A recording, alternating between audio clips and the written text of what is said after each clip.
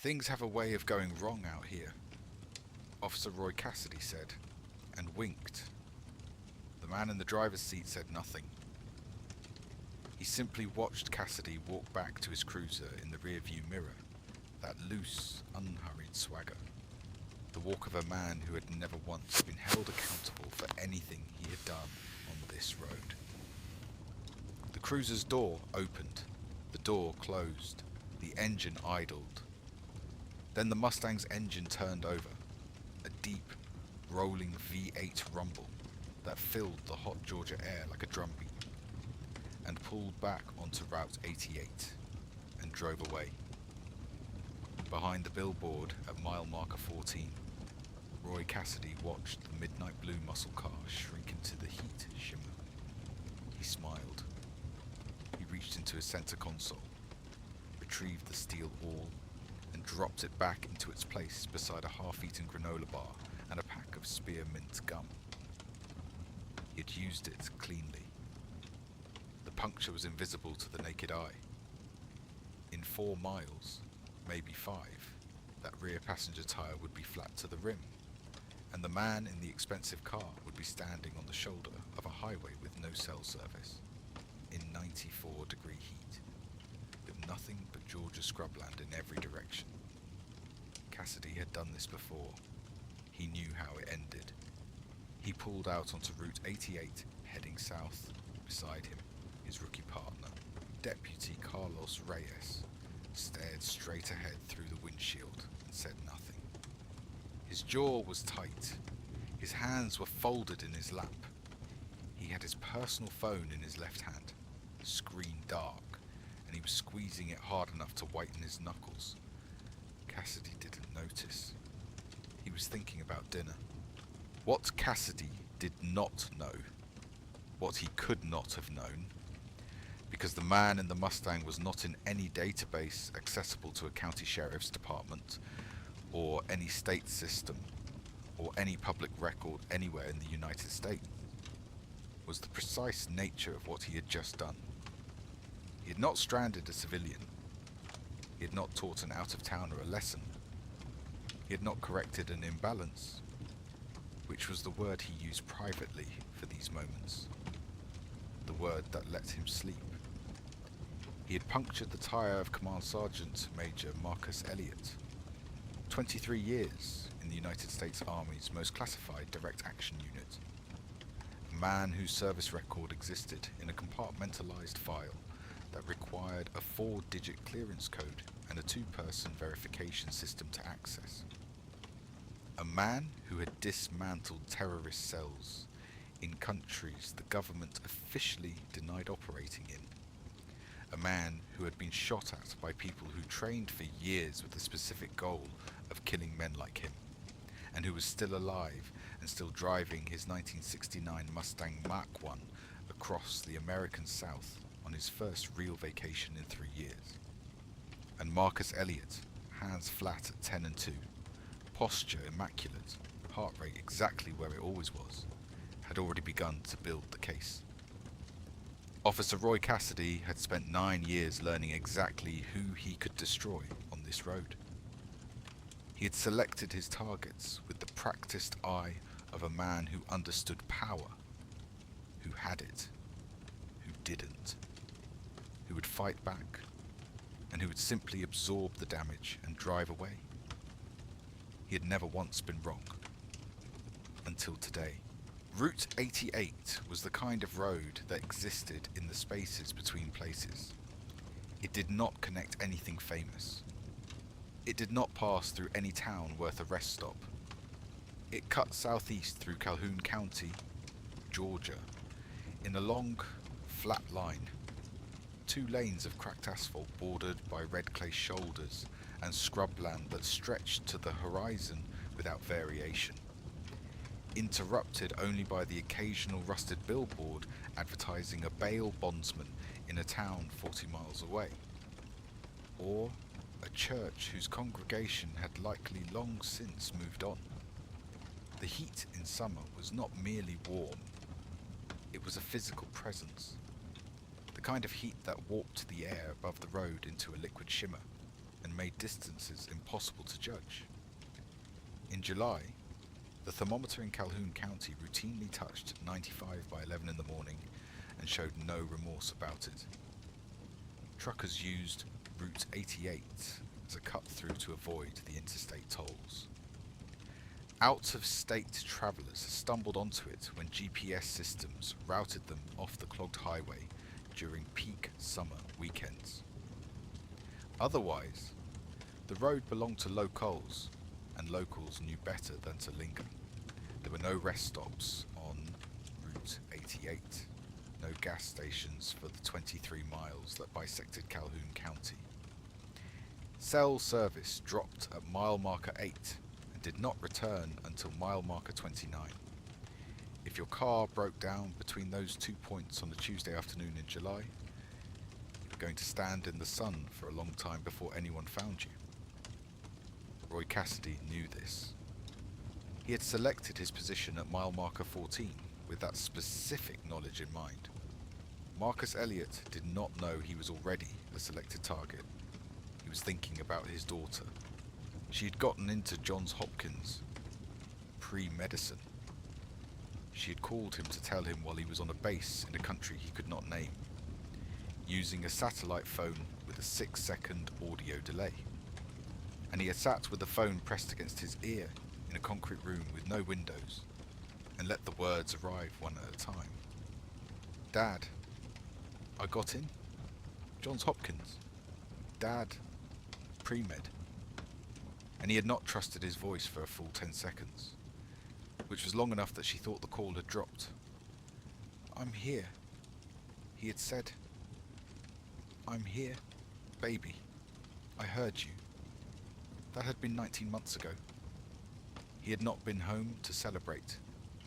He had not been home for her senior year, or her graduation, or the summer she spent working at a hospital clinic to prepare.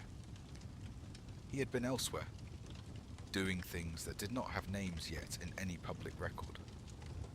Now, finally, he was 3 weeks out from his last deployment, driving north through Georgia with the windows down and Marvin Gaye playing low on the stereo. And in 6 days, he was going to drive her to Baltimore and walk the Hopkins campus with her and carry her boxes up 4 flights of stairs if necessary. And he was going to be there for every second of it. Orientation was September 4th. He had circled the date in his mind so many times it had worn a groove. He was not going to miss it. Marcus Elliot was 46 years old. He sat behind the wheel of his 1969 Ford Mustang Mach-1 the way he sat in every vehicle, back straight, shoulders square, both hands at 10 and 2, posture that had stopped requiring effort sometime around his 12th year of service and had simply become the shape of his body. The car was painted a deep obsidian black that swallowed light rather than reflecting it, and it was flawless. Every chrome detail polished, every panel straight. The interior restored to factory specification with the exception of a modern seatbelt system and the satellite-capable stereo system he had installed himself. He had bought the car as a shell 17 years ago from a salvage yard in Richmond and spent 3 years rebuilding it during the gaps between deployments. It was the only luxury he had ever allowed himself. It rumbled down Route 88 at exactly 65 miles per hour, adhering to the posted limit with the same precision he applied to everything. He wore a plain white t-shirt, dark jeans, and worn desert boots, not because he was careless about his appearance, but because this was his first vacation in 3 years and he had decided, specifically and deliberately, to dress like a man who had nothing to prove. He had a thermos of gas station coffee in the cup holder. The air conditioning worked perfectly and he had it off, windows down, because the Georgia heat felt like something he wanted to experience rather than avoid. After 19 months in artificial, climate-controlled environments, bases, vehicles, rooms with no windows, The simple fact of outdoor air moving across his skin at highway speed felt like something close to luxury. He had no itinerary. He was driving north. He would stop when he wanted to stop. He would sleep when he was tired. He had nowhere to be until September 4th, and the drive was the point. The Marvin Gaye record was What's Going On, the 1971 album, which he had been listening to since he was 14 years old, and his grandfather had put it on in the living room of a house in Richmond on a Sunday afternoon and said, "Boy, this is what music sounds like when a man is telling the truth." Marcus had carried that observation for 32 years. He still thought his grandfather was right. He was on the second track when his eyes moved, with the involuntary, unconscious scan of a man trained to assess environments to the rear view mirror. A cruiser, parked in the shade of a billboard at mile marker 14, engine running, light bar off, positioned at an angle that put its front end toward the road, not parallel, not casual. The parking posture of a vehicle prepared to pull out quickly. Marcus checked his speedometer, 65 exactly. He checked the road. No lane drifts, no erratic behaviour, nothing to justify a stop. He checked his mirrors for other vehicles. He was alone on the road in both directions. His heart rate did not change. This was not courage. It was the result of having spent 23 years in situations where an elevated heart rate could get you killed, and training it back down, over and over, until the baseline simply became lower. A county cruiser parked behind a billboard was not a threat. It was information. He drove on. 3 seconds later, the cruiser pulled onto Route 88 behind him. 10 seconds after that, the light bar came alive, red and blue, strobing in the flat midday sun. Marcus reached forward, turned down Marvin Gaye, activated his right turn signal, decelerated smoothly from 65 to 0 over the span of a quarter mile, and pulled the Mustang fully off the road onto the gravel shoulder. He shifted into park. He turned off the engine. He rolled down both windows. He placed his keys on the dashboard in plain sight. He put both hands flat on the steering wheel at 10 and 2. He waited. In his side mirror, he watched the officer step out of the cruiser and begin his approach. And he began, with the quiet, automatic efficiency of a man cataloguing a potential threat, to pay very close attention to everything. Roy Cassidy had not always been this. There was a version of him, 25 years old, newly badged, driving his first solo patrol shift through Calhoun County on a May morning with the radio on and the window down, who had genuinely meant it, who had felt something when he pinned the badge on, who had told his mother on the phone the night before his first day that he wanted to help people. She had cried a little. He had been embarrassed about it later. After, when that version of himself became a private joke, he told no one. That version lasted approximately 3 years. At year 3, the department's merit promotion panel passed him over. The position went to a 26-year-old officer from Savannah named Torres, who had a master's degree in criminal justice and had never done a single road shift in Calhoun County in his life. Cassidy had 4 times Torres's patrol hours and twice his field arrests. And he sat in the parking lot of the sheriff's department for 45 minutes after reading the decision, staring at the steering wheel, and let something inside him quietly and permanently harden. Captain Dale Hurst had found him there. Hurst was 51 at the time, 17 years into his own career. A large man with a slow, deliberate way of speaking that people frequently mistook for patience. It was not patience. It was the careful economy of a man who never said anything he hadn't already decided to say. He knocked on the window of Cassidy's cruiser and said, "Come have a beer with me tonight." Not a question. They went to Hurst's house. They had several beers. And somewhere in the course of that evening, over a card table in a garage with a portable fan going against the July heat, Hurst explained to Cassidy how Calhoun County actually worked, what you could take, and from whom, what the county attorney would and would not look at, what the civil assets forfeiture statutes permitted if you understood how to write the paperwork, what disappeared into the evidence locker and what, with the right handling, didn't need to disappear at all, and most importantly, who would complain, and whether those complaints would go anywhere, and whose job it was to make sure they didn't. "The county owes you," Hurst said. "Dealing cards. You earned something tonight and didn't get it. That doesn't mean it's gone. It just means you have to collect it a different way." Cassidy had not agreed immediately.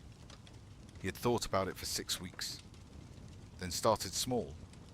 A minor asset seizure, poorly documented, easily explained. Nothing happened. He waited 3 months and did it again. Slightly larger, slightly bolder. Still nothing happened. The system, Hurst's protective arrangement, the county attorney's willful blindness, the department's circular IA review process, absorbed each incident without a ripple. Within 18 months, Roy Cassidy had become fluent in a language that had no name in any policy manual, and he never thought about the version of himself who had been embarrassed on the phone with his mother again. By the time he was 34, Cassidy had been with the Calhoun County Sheriff's Department for 9 years, and had developed a method so refined it felt less like corruption and more like craft. He worked Route 88 almost exclusively. He knew the road's geometry, where the cell service died, where the shoulder was wide enough to park a vehicle without it being visible from either direction, where the speed limit dropped artificially from 60 to 35 in the span of 100 yards, and where the shade fell in the afternoon so he could sit comfortably for hours. He knew which time slots produced the highest density of out-of-state vehicles. He knew, with the accuracy of a man who had tested the pattern over 9 years, exactly which categories of driver would not fight back. His 14 use-of-force complaints had been processed by Hurst personally. Everyone had been dismissed in under 2 weeks, with language so similar across all 14 that it appeared to have been generated from a template, which it had. The template lived in a folder on Hurst's desktop, labelled Administrative.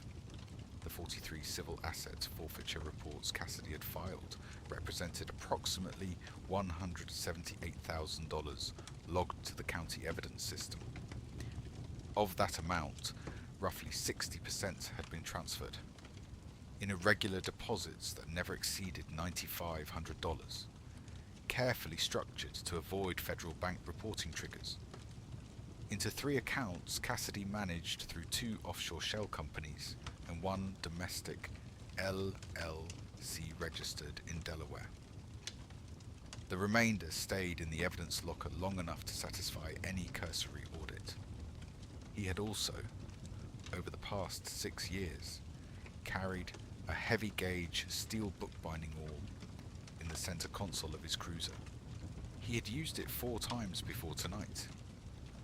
Each time, the target had been a driver he had already processed, someone who had talked back, or shown too little fear, or made him feel in some way that the encounter had not resolved in his favor.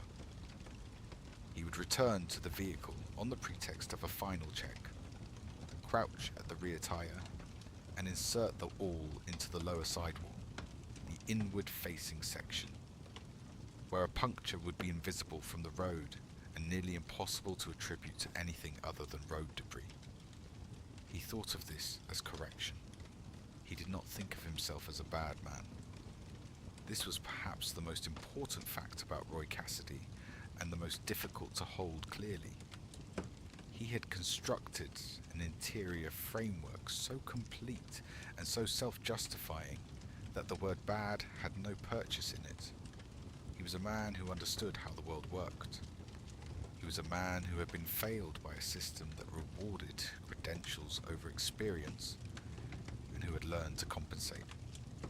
The people on Route 88, the ones he selected, with their out-of-state plates and their expensive vehicles and their careful, controlled way of speaking that signalled they thought they were better than him. They were beneficiaries of a world that had been tilted in their direction. He was simply applying a counter-pressure. This was the story he told himself. It was a very old story, and he had been telling it for so long he could no longer remember that he had made it up. When the midnight blue Mustang rolled past his billboard at mile marker 14, Cassidy ran the plates before the car had even cleared his position. Delaware, LLC. He sat up slightly. Delaware LLC registrations on a vehicle this clean and this expensive, in his experience, meant one of three things. A drug dealer washing money through a business. A wealthy professional who had set up the vehicle purchase through a company for tax purposes. Or someone with something to hide. He caught a glimpse of the driver as the car passed through the broken shade. A black man, broad across the shoulders, sitting absolutely straight in the seat, driving at exactly the speed limit. Out of state, alone. Route 88 on a Tuesday in July. Cassidy put the cruiser in drive. He told himself, as he always did, that the stop was justified. He believed this, as he always did, because he'd spent 9 years building an internal architecture that required it to be true. He pulled onto the asphalt and hit the light bar.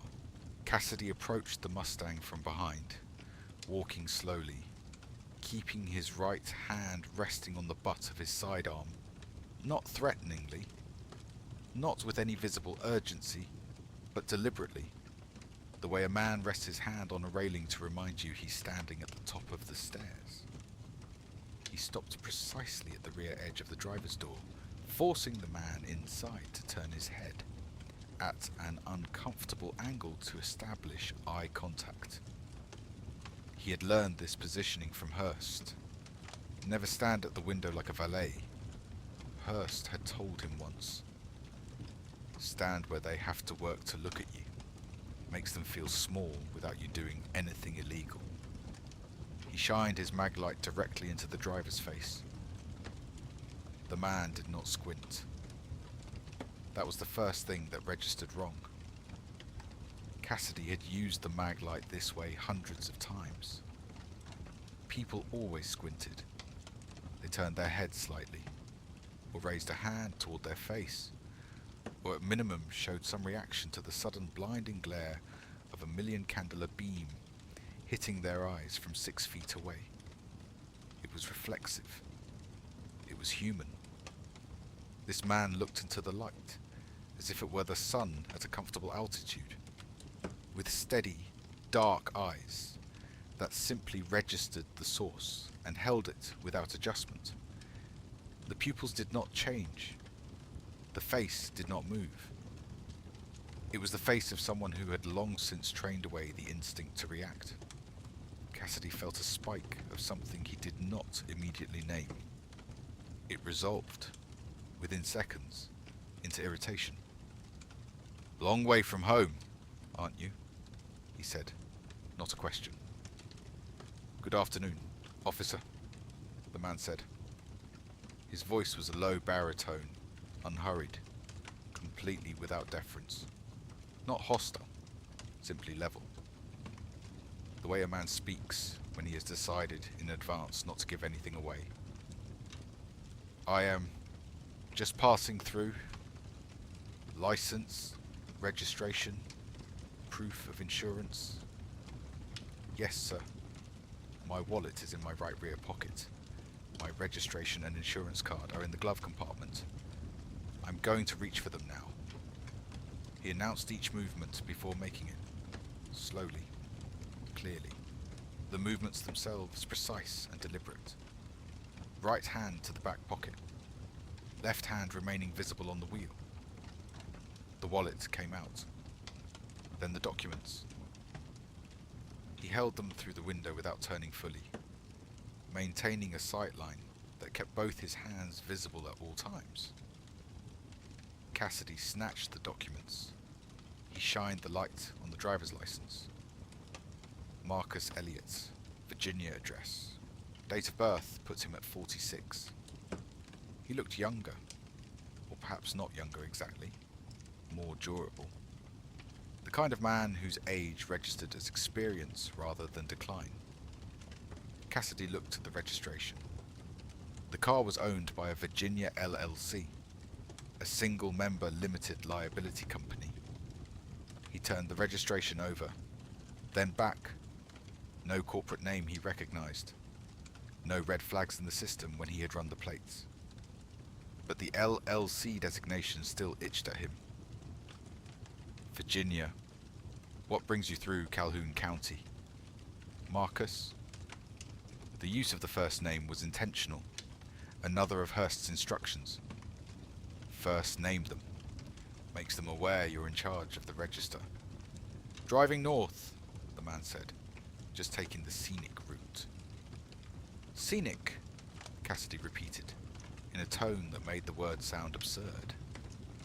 He looked at the scrubland on both sides of Route 88. Uh-huh. You alone in the vehicle? Yes, sir. Sit tight. He walked back to the cruiser. Beside him. Carlos Reyes looked up from the mobile data terminal where he had been running the plates, redundantly, since Cassidy had already done it from the billboard. Comes back clean, Reyes said.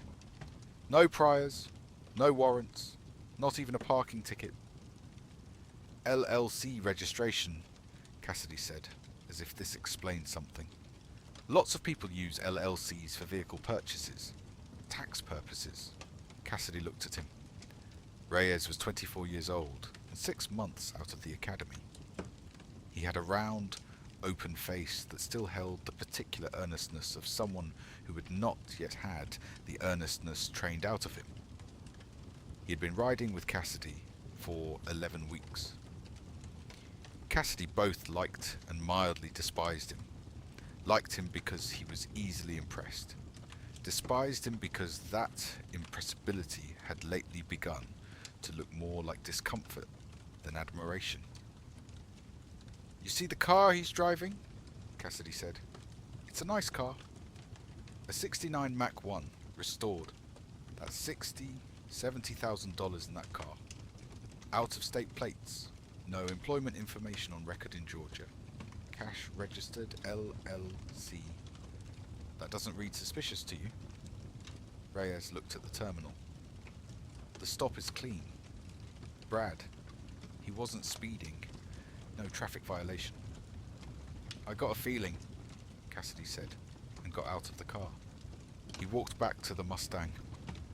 He stopped at the driver's window. He leaned down slightly. And then, slowly and visibly, he sniffed. I'm detecting an odor coming from this vehicle, he said. The man looked at him, not with surprise, not with the guilty flash that Cassidy's invented smell usually produced, the sudden, involuntary look of someone calculating what they had in the car, running a panicked internal inventory. This man looked at Cassidy the way a doctor looks at a patient who has just described symptoms the doctor recognized immediately, with full comprehension, no alarm, and something that might have been, at its outer edge, a form of pity. Officer, the man said, and his voice had shifted very slightly. Still calm, still even, but with a precision now that had not been present before. The careful diction of a man choosing every word. For the record, there is nothing in this vehicle. No controlled substances, no illegal weapons. I want to be transparent with you. I have a concealed carry permit issued by the Commonwealth of Virginia, and I'm carrying a firearm on my right hip. I'm telling you this voluntarily, in the interest of full disclosure. The word voluntarily landed with a particular deliberateness. "Step out of the vehicle," Cassidy said. The man opened the door and stepped out. He was taller than Cassidy expected. 6'2", broad-shouldered, built with the dense, compact musculature of someone who had been doing physical work for decades rather than months. He stood with his feet at shoulder width and his hands in plain sight, and he stood completely still in a way that was not the stillness of someone trying to appear non-threatening. It was the stillness of someone who was, by disposition, entirely undisturbed. Cassidy felt the irritation sharpen. "Turn around, hands on the roof, on the passenger side." Carlos Reyes stepped out of the cruiser and walked to the rear of the Mustang, flashlight in hand. He did not look at Cassidy. He kept his eyes moving between the road and the stopped vehicle, professionally by the book. But his jaw was tight, and he had been pressing his molars together since Cassidy had announced the smell. He had been present for this before. He had been present for 6 stops in 11 weeks that followed the same pattern. A black or Hispanic driver, out-of-state plates, some version of the invisible marijuana smell, a prolonged search that found nothing. Documents eventually returned, driver sent on their way shaken and smaller than before. Each time, Reyes had stood at the rear of the vehicle and held his flashlight and said nothing. He told himself each time that saying nothing was professional, that rookies didn't second-guess field training officers, that he didn't know enough yet to challenge what he was seeing. He was no longer sure he believed any of that. Cassidy conducted the pat-down with a roughness that exceeded necessity by a measurable degree. He put his left hand flat on the back of the man's neck and pressed, not hard enough to be prosecutable, but hard enough to make the point. He kicked the man's feet apart with the inner edge of his boot, a single sharp motion. He moved his hands down the sides in quick, slapping sweeps. He found the firearm on the right hip, a compact semi-automatic in a quality holster, the concealed carry permit already provided. He found a phone in the left front pocket. He found a wallet in the right rear pocket. He found nothing else. While Cassidy's hands moved, Marcus Elliot's mind moved faster and quieter in an entirely different direction. He was not angry. Anger was information, and information was only useful when it was disciplined.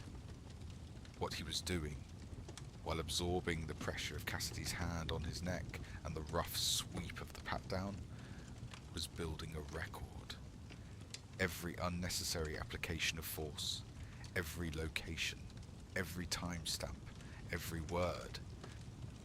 He was cataloguing the encounter with the same precision he used to catalogue a target site on approach, memorizing not just what he saw, but the sequence, the duration, the pattern, because patterns were the thing that held up in a room later, in front of people who needed to understand what had happened.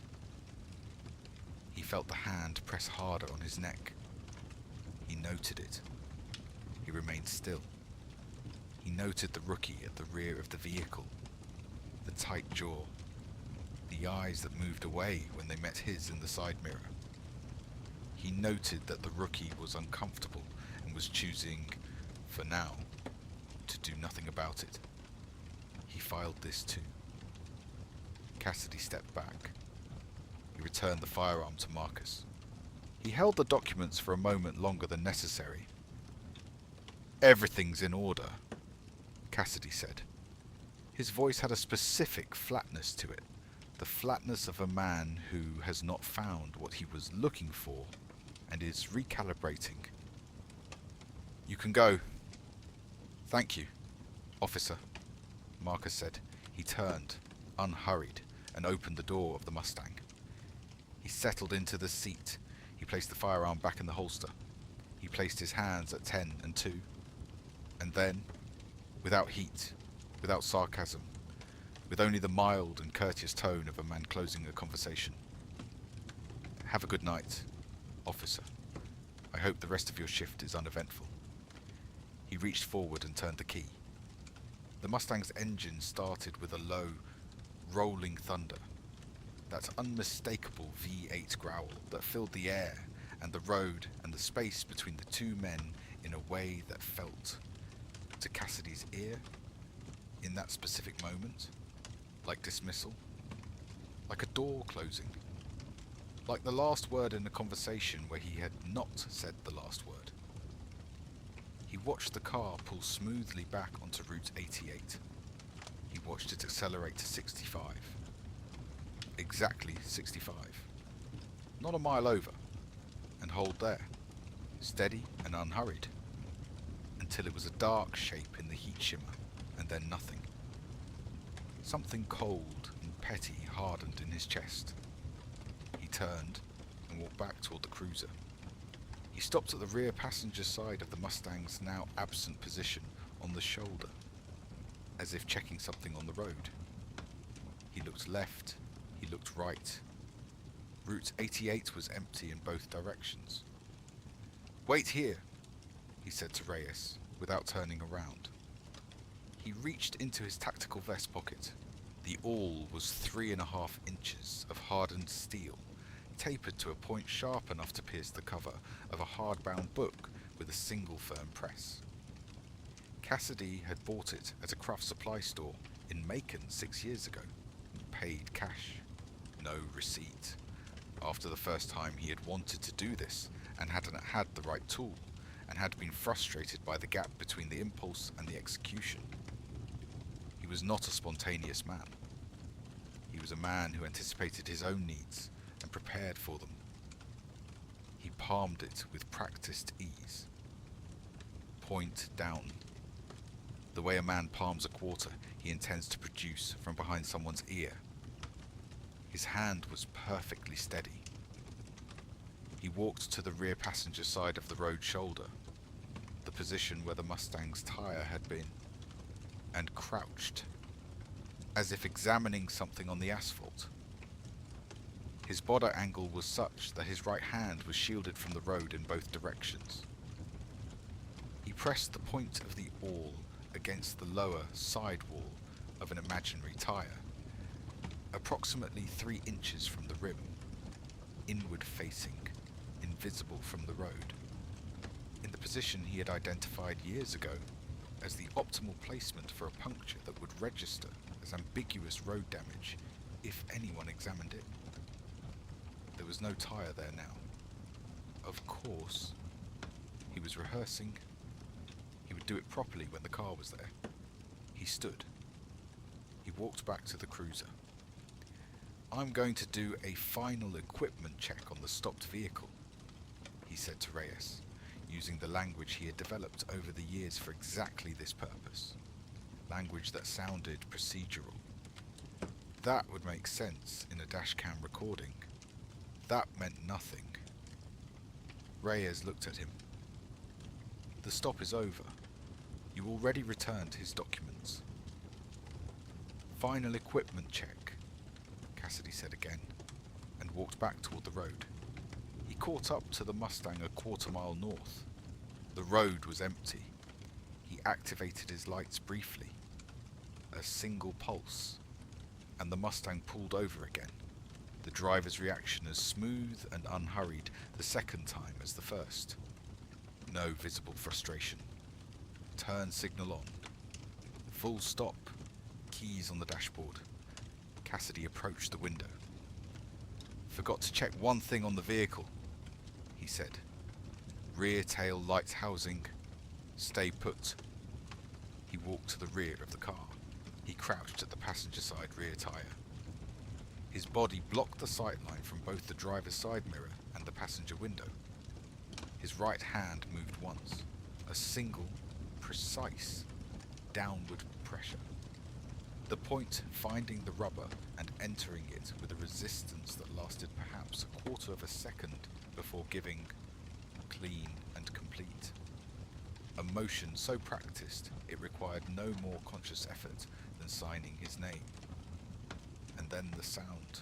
Not a pop, not a bang, a hiss, barely audible, soft and continuous and small, air beginning its slow, patient departure through a channel the diameter of a heavy needle.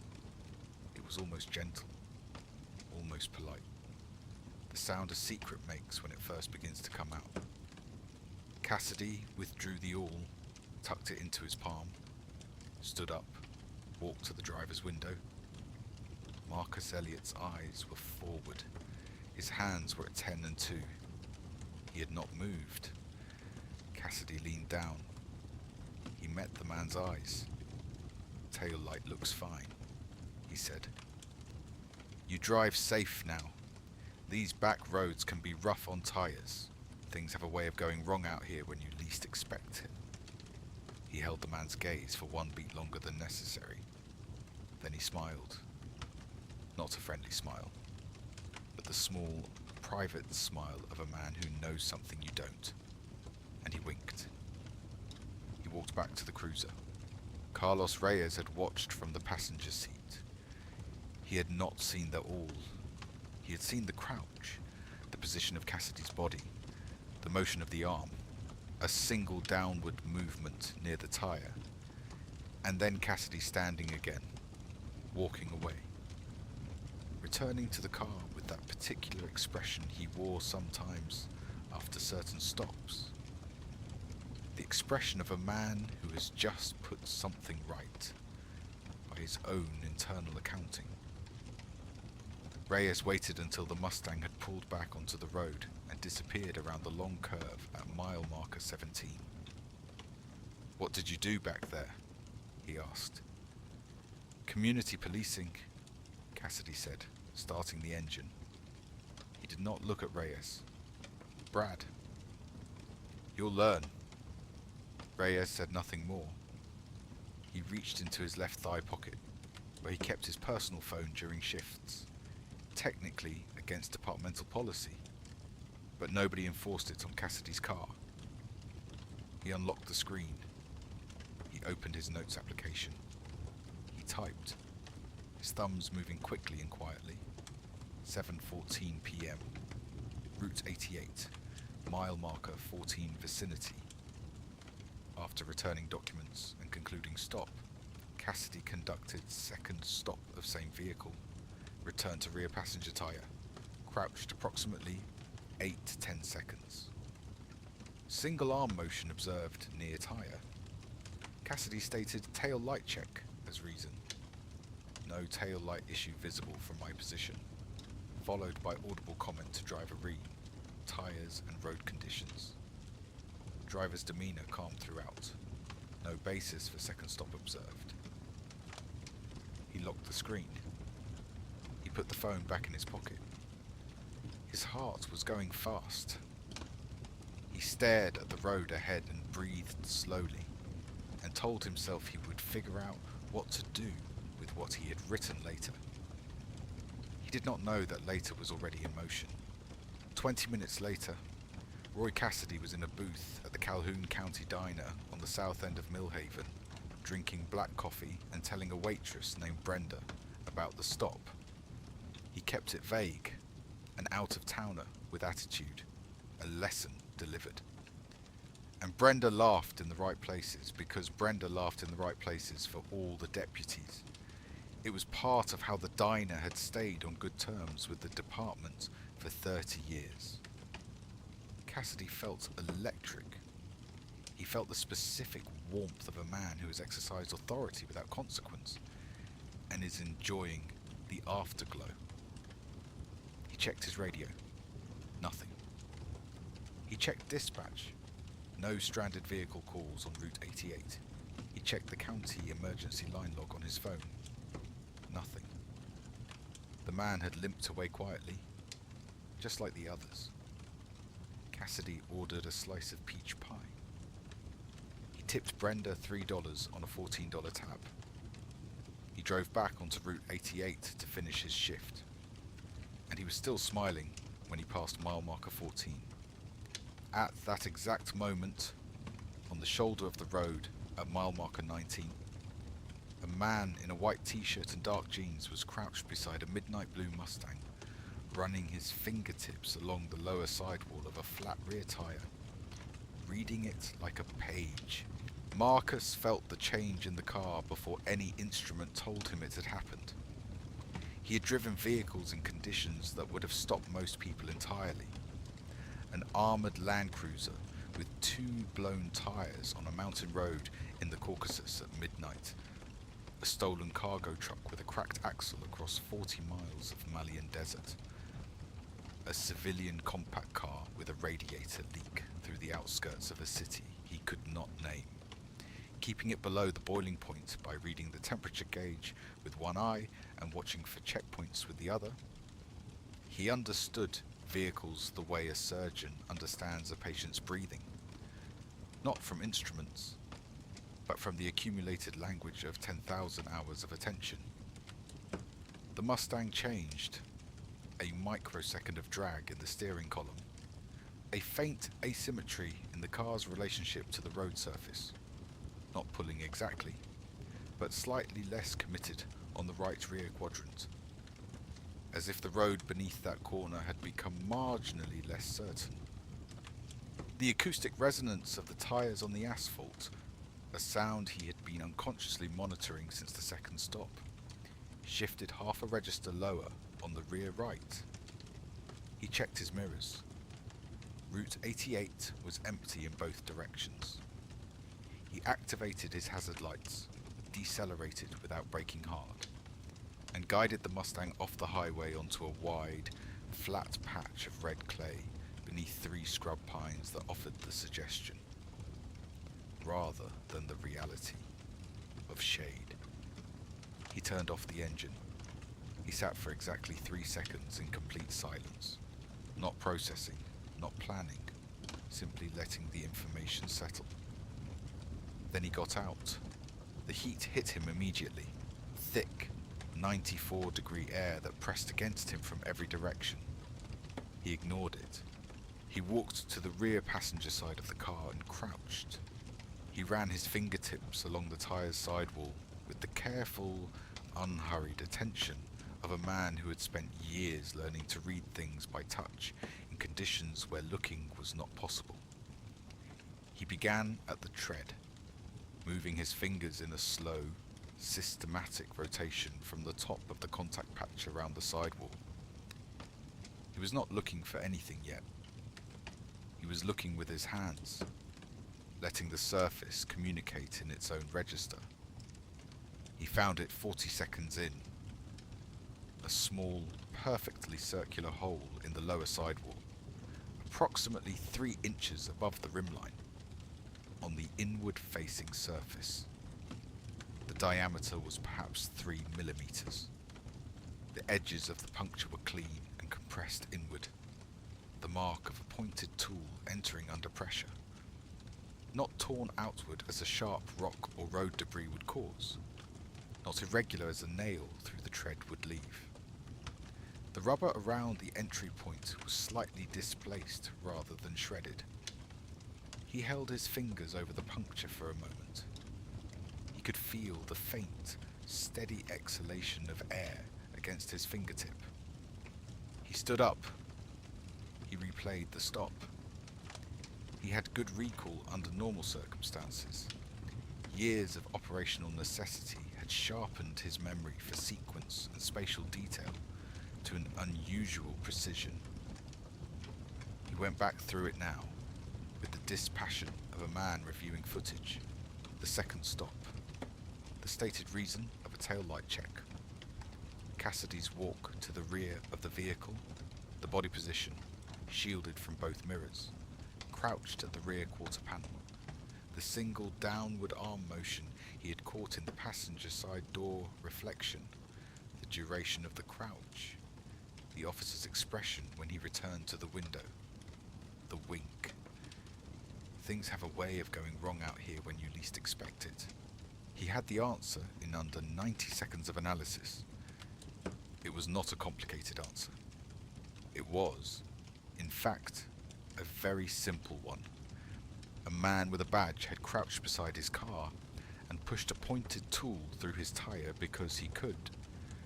Because the road was empty and the cell service was dead and the nearest help was 20 miles away. And because the man with the badge had looked at him and made a calculation. Out of state, expensive car, alone. Black, and decided that the calculation resolved in his favour. Marcus felt no rage. Rage was a reaction, and reactions were for people who had not yet decided what to do. What he felt instead was clarity, the specific, cold, crystalline clarity that arrived when a problem that had seemed ambiguous resolved into a definite shape. He had felt it in Fallujah, and in the Fergana Valley, and in a hotel corridor in Djibouti at 3 in the morning. It was not a pleasant feeling. It was a useful one. He walked to the trunk. He changed the tyre himself. He did not own a car without a full-size spare, a habit formed in places where a compact spare would have been a death sentence. He retrieved the jack from its mount, positioned it at the designated lift point, and worked with the methodical, blistering efficiency of a man who had performed emergency vehicle maintenance in environments that made a Georgia highway shoulder feel like a workshop. The flat was off in 4 minutes. The spare was torqued to spec and seated properly in 6. The flat was stowed in the trunk in under 8. His hands were covered in red Georgia clay and tyre grease. He cleaned them with a shop rag from the trunk kit. He did not rush. He did not look at his phone. He worked through the task completely, and when it was done correctly. While his hands worked, his mind worked in a different channel, the same way it always did in the field. 2 parallel processes running simultaneously. And the thought that moved through the second channel, quietly and with increasing weight, was not about Roy Cassidy specifically. It was about Roy Cassidy's pattern. A man who carried a specialized tool for this purpose had used it before. The awl had not been improvised from something in a toolbox. It was a purpose-designed instrument, purchased specifically, palmed with the ease of long practice, used with a precision that implied repetition. This was not the first time, which meant there were others, people who had been on this road before him, before the spare tyre, before the encrypted satellite phone under the passenger seat, people who had stood on Route 88 in this heat with a flat tyre and no cell service, and called a tow truck that took 2 hours and cost $140, and missed whatever was waiting for them at the other end. People who had no way to know it was deliberate. People who had absorbed it as bad luck and driven away smaller. He thought about all of them for a moment, the invisible file of people before him on this road. And then he opened the trunk again and retrieved the heavy black case secured under the spare tyre mounts. He pressed his thumb to the biometric lock. The case opened. Inside, an encrypted satellite phone, a military-grade tablet in a protective sleeve, a compact first aid kit, and a secondary power bank. He picked up the phone.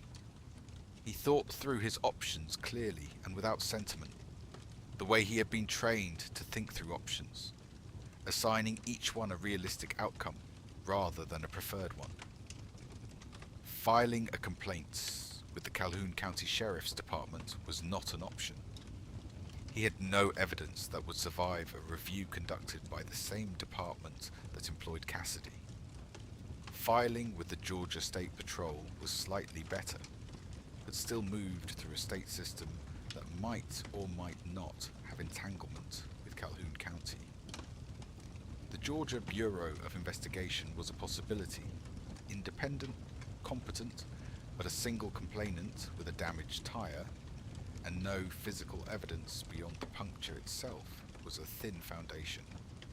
The FBI was the right destination, but he needed more than his account before the FBI would move. He needed an intelligence package. He needed to know what Cassidy actually was, not just what Cassidy had done to him tonight, but the full shape of the man and his history and his protection. He needed to know whether what had happened to him on Route 88 was an isolated act of petty malice or the visible surface of something much larger. He needed Frank Moreau. He dialed a number he had not dialed in 4 months. It connected through an encrypted satellite relay to a desk at Fort Liberty, North Carolina. It rang twice. Lieutenant General Frank Moreau was reviewing a congressional briefing document at his desk at Fort Liberty when his secure line activated on a priority channel. He looked at the identifier on the screen. He set down his pen. He had known Marcus Elliot for 19 years. They had met in Kandahar in 2005, when Moreau was a colonel and Marcus was a staff sergeant, and a building that had been structurally compromised by an IED had chosen a very inconvenient moment to further compromise itself. Moreau had been inside the building. Marcus had not been, but he had gone in anyway, with a rope and a specific kind of focus that Moreau had spent 19 years since then trying to find the right word for. He had never quite landed on one. Unafraid was not it. Marcus was not unafraid in those situations. He had told Moreau once, years later, over coffee in a mess hall somewhere. He was afraid in the precise, calibrated way that made fear useful instead of paralyzing. The distinction sounded philosophical until you had seen what it looked like in practice. Moreau had seen it in practice. He picked up the line. "Elliot. Sir, I have a domestic situation." Moreau straightened in his chair. In 19 years, he had heard Marcus use that phrase in a context that required a direct call on a priority channel exactly once before. A situation that had involved a federal judge and a network of forged military service records in 3 states, and which had ultimately resulted in 11 arrests and a change in Pentagon verification protocols. Moreau reached for a notepad. "Talk to me." "I was subjected to an unlawful traffic stop in Calhoun County, Georgia, approximately 40 minutes ago. Route 88, mile marker 14. The officer who conducted the stop," name tag read Cassidy, "first initial B on the uniform, deliberately sabotaged my vehicle after returning my documents. Rear passenger tire, lower sidewall, puncture consistent with a pointed tool. Approximately 3mm entry point, clean edges, inward facing placement." He made a second stop under a false pretext to access the vehicle. A pause. He winked at me when he said goodbye. Moreau stopped writing. He winked. "Yes, sir." The general was quiet for 2 seconds. "Are you safe?" "Vehicle is operational. I'm on the shoulder at mile marker 19. Spare is mounted and torqued. I'm fine." "Good. Is the officer still in the area?" "Negative. He continued south on Route 88 after the stop. He had a rookie partner, young, Hispanic, visibly uncomfortable with what he was watching. I believe the rookie is a potential cooperative witness." "Does Cassidy know who you are?" "No, sir. He ran my civilian license and registration. both a backstop to my Virginia cover identity. He ran the vehicle registration, Delaware LLC. Clean. He has no access to anything further. What do you need? Marcus answered without hesitation, because he had already run the calculus on the shoulder while changing the tyre. Full intelligence package on Cassidy. Service record, internal affairs history, financial records, digital footprint. Everything the department has on him, and everything he's been doing that the department hasn't logged. Moreau was writing again. Grounds. He has used that tool before, sir. That all.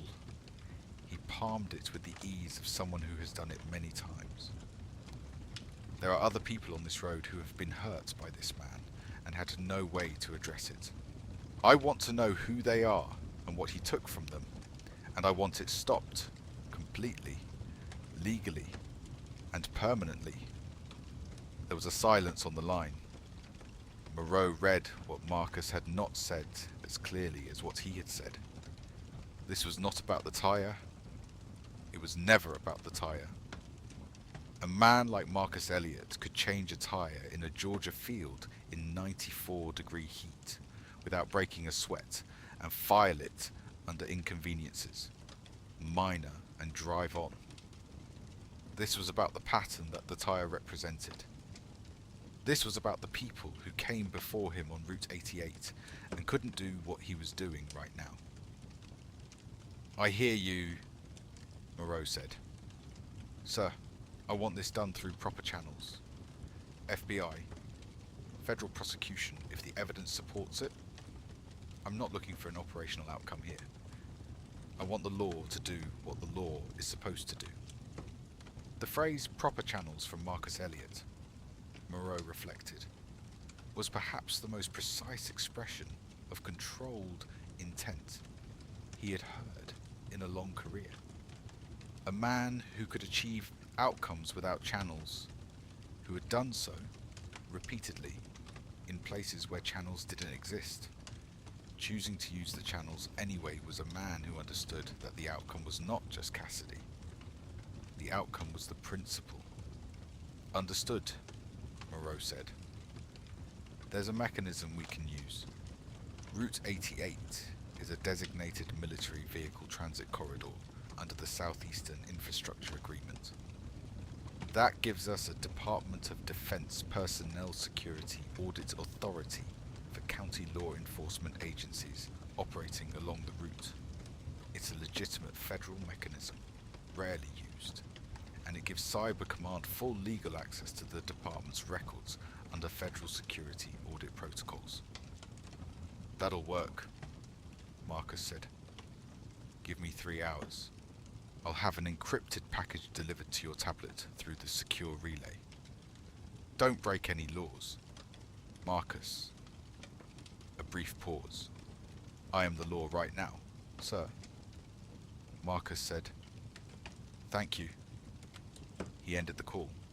He drove to the next county, Mercer County, 26 miles north, and found a motel outside a small town called Dawson's Creek, which shared a name with the television show and nothing else. He paid cash. He signed the register with a name that did not appear in any civilian database. He was given a room at the end of the building, away from the road, which suited him. He showered. He ordered food from a gas station 200 yards from the motel, a sandwich and a bottle of water. He set up the tablet on the small pressed wood desk by the window. He plugged in the power bank. He sat down. He thought about his daughter. He thought about Hopkins and the orientation on September 4th and the 4 flights of stairs he had mentally committed to climbing with boxers. And he thought about the look on her face when he had called her from that windowless room 19 months ago, and finally managed to say, I heard you, baby. I'm here.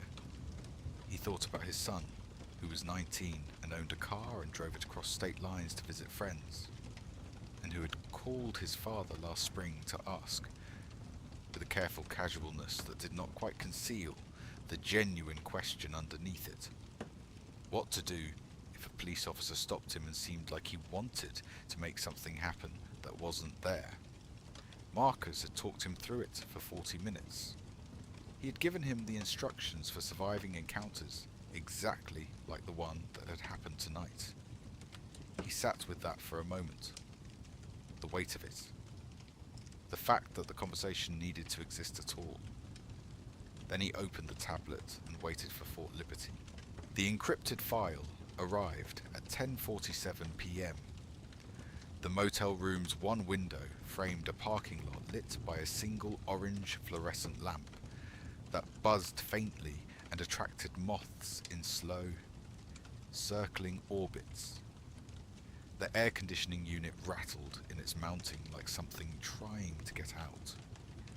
Marcus sat at the desk in a plain white t-shirt, the tablet the only light in the room, and pressed his thumb to the biometric reader. The file decrypted in layers. The screen resolving from encrypted gibberish to a clean, tabbed interface. The file was labelled Subject Cassidy, Roy B., Calhoun County Sheriff's Department, Georgia. He opened the first tab. 14 use of force complaints over 9 years. Reviewed by a single officer, Captain Dale Hurst, listed as Cassidy's direct supervisor. Average time from complaint filing to dismissal, 11 days. The shortest dismissal had taken 4 days. The longest had taken 18. But it was not the number that stopped Marcus. It was the names, the circumstances. The Cyber Command team had attached to the original complaint narratives the actual filed reports, not the department's summaries. He read the third complaint first, chosen at random. A man named George Farris, 67 years old, a retired schoolteacher from Alabama, had been pulled over on Route 88 in April 4 years ago. Farris had a moderate hearing impairment and had not immediately heard Cassidy's command to show his hands. Cassidy had characterized this as non-compliance and had pushed Farris against the door of his own vehicle with sufficient force to cause a hairline fracture in 2 ribs. The complaint had been filed by Farris's daughter, who drove 4 hours to Calhoun County to do it in person. Dismissal notation, in Hurst's handwriting. Review complete. Subject failed to comply with lawful commands. Officer response proportionate. Case closed. Marcus read it twice. He moved to the next one. A 28-year-old woman named Sophia Restrepo, 8 months pregnant, had been pulled over for a broken taillight in January 3 years ago. Cassidy had conducted a 47-minute search of her vehicle in January on a highway shoulder, in rain, while she stood outside. She had asked twice to wait inside the car. Both requests were denied. Nothing was found. The complaint had been filed by her OBGYN, who documented that the stress of the stop had elevated Restrepo's blood pressure to a level that required monitoring for the subsequent 48 hours. Hurst's dismissal notation. Officer acted within departmental discretion during lawful search. No policy violation found. Marcus sat back from the tablet for a moment. He thought about the word Hurst had used. Discretion. Legal term. Stripped of context. That covered an enormous range of human behaviour. Good judgment at one end. Roy Cassidy at the other. He read 3 more. Then he moved to the next tab. The Cyber Command forensic team had done precise, thorough work. The document ran to 61 pages, but Marcus read it with the speed of a man accustomed to processing dense operational briefings quickly, flagging the numbers that mattered and moving on.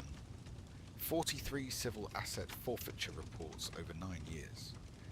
Total reported to the county evidence system, $178,200.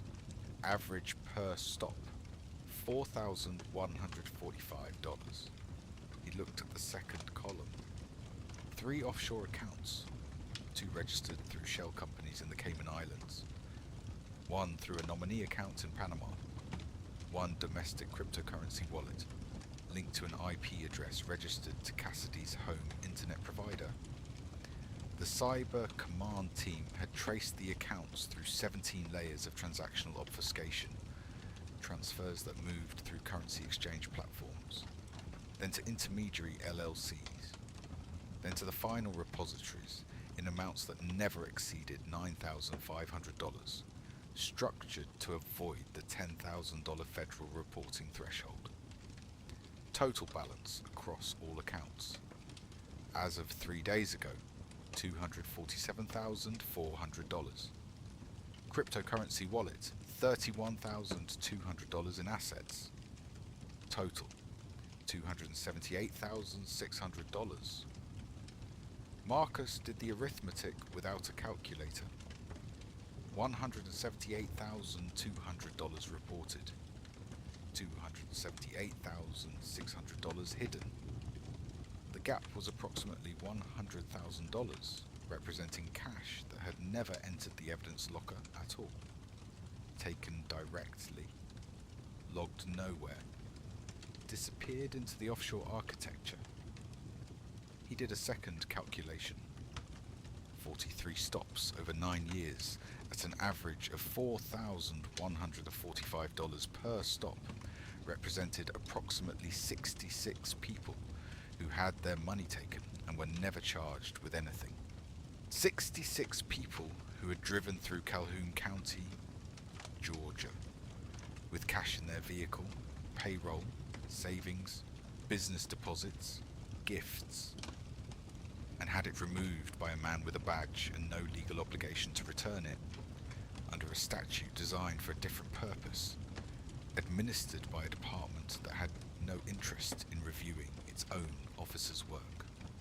He stared at the number 66 for a long moment. Then he moved to the third tab. The notation at the top of the section read, Secondary Backup Audio System, Calhoun County Sheriff's Department, Fleet Unit 7, Cassidy, R.B.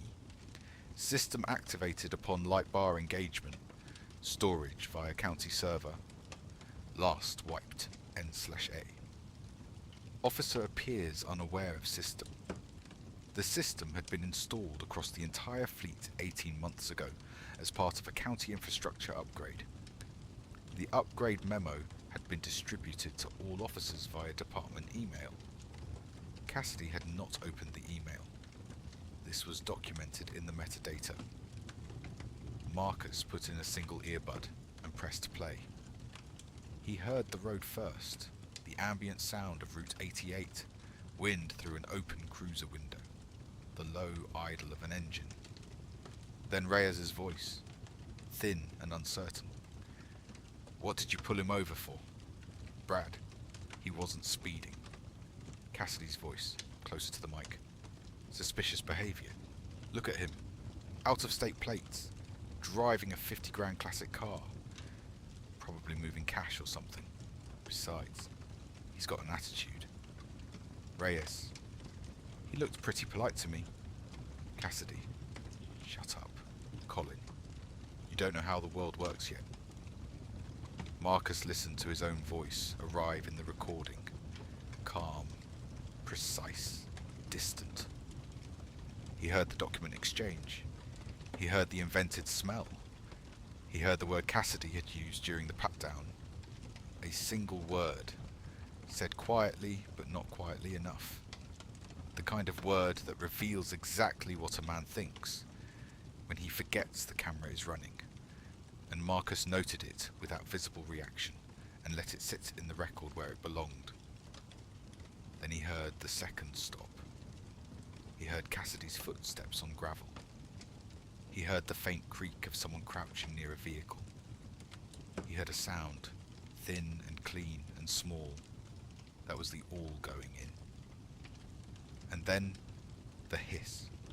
That quiet, steady, almost polite exhalation of air that he had first heard from the outside of his car and now heard from a recording, reproduced with perfect clarity.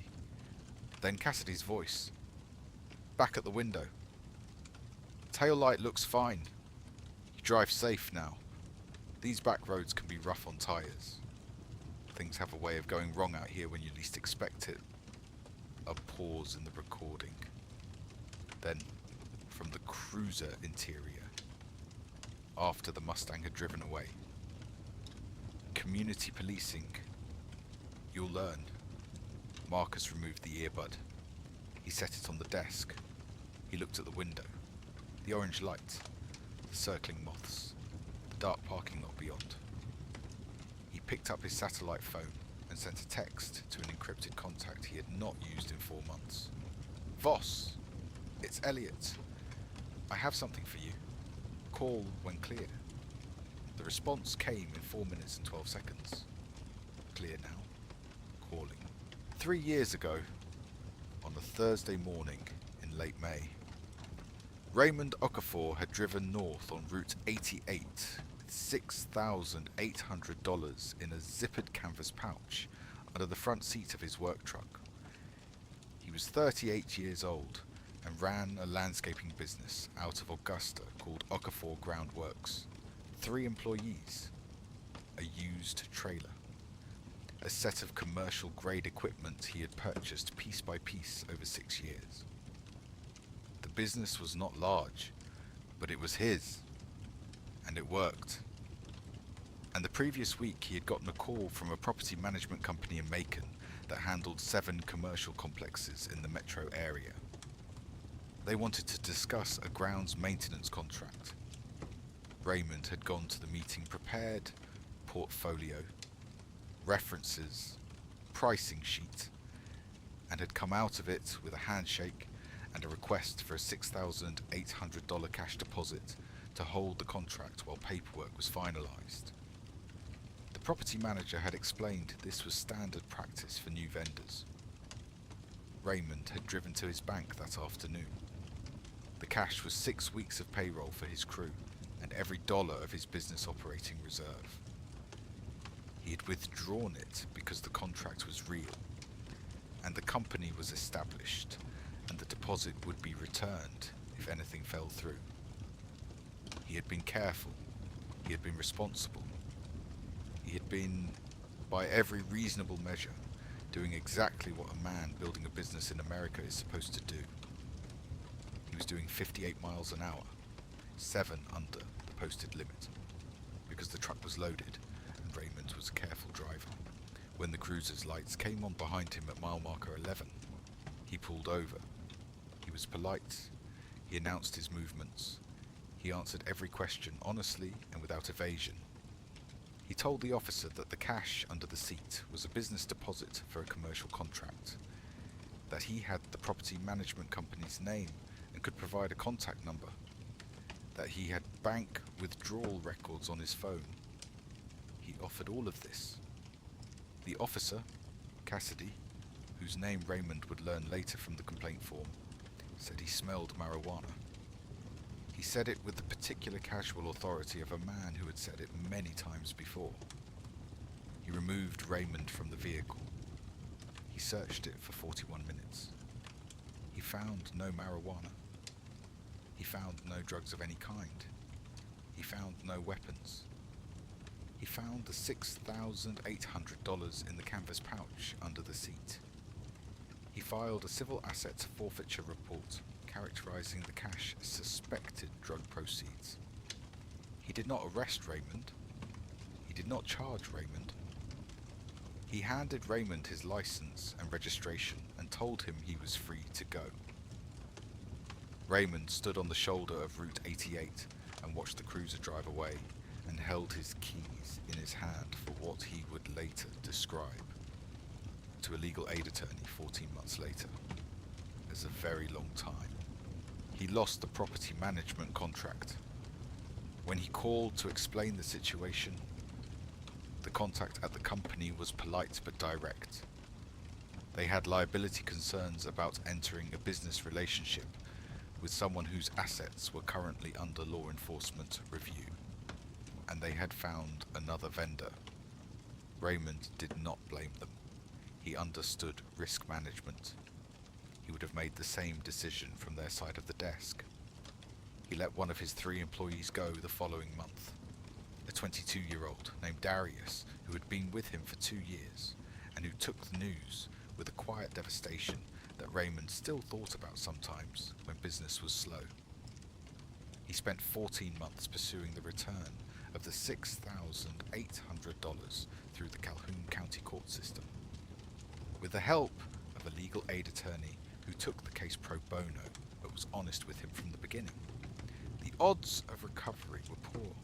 The process was designed to favour the seizing agency, and the legal fees required to see it through a full civil hearing would likely exceed the recovered amount even in the best case. Raymond eventually stopped, not because he accepted it as just, because he could not afford the cost of fighting it. He started driving a different route when he went north.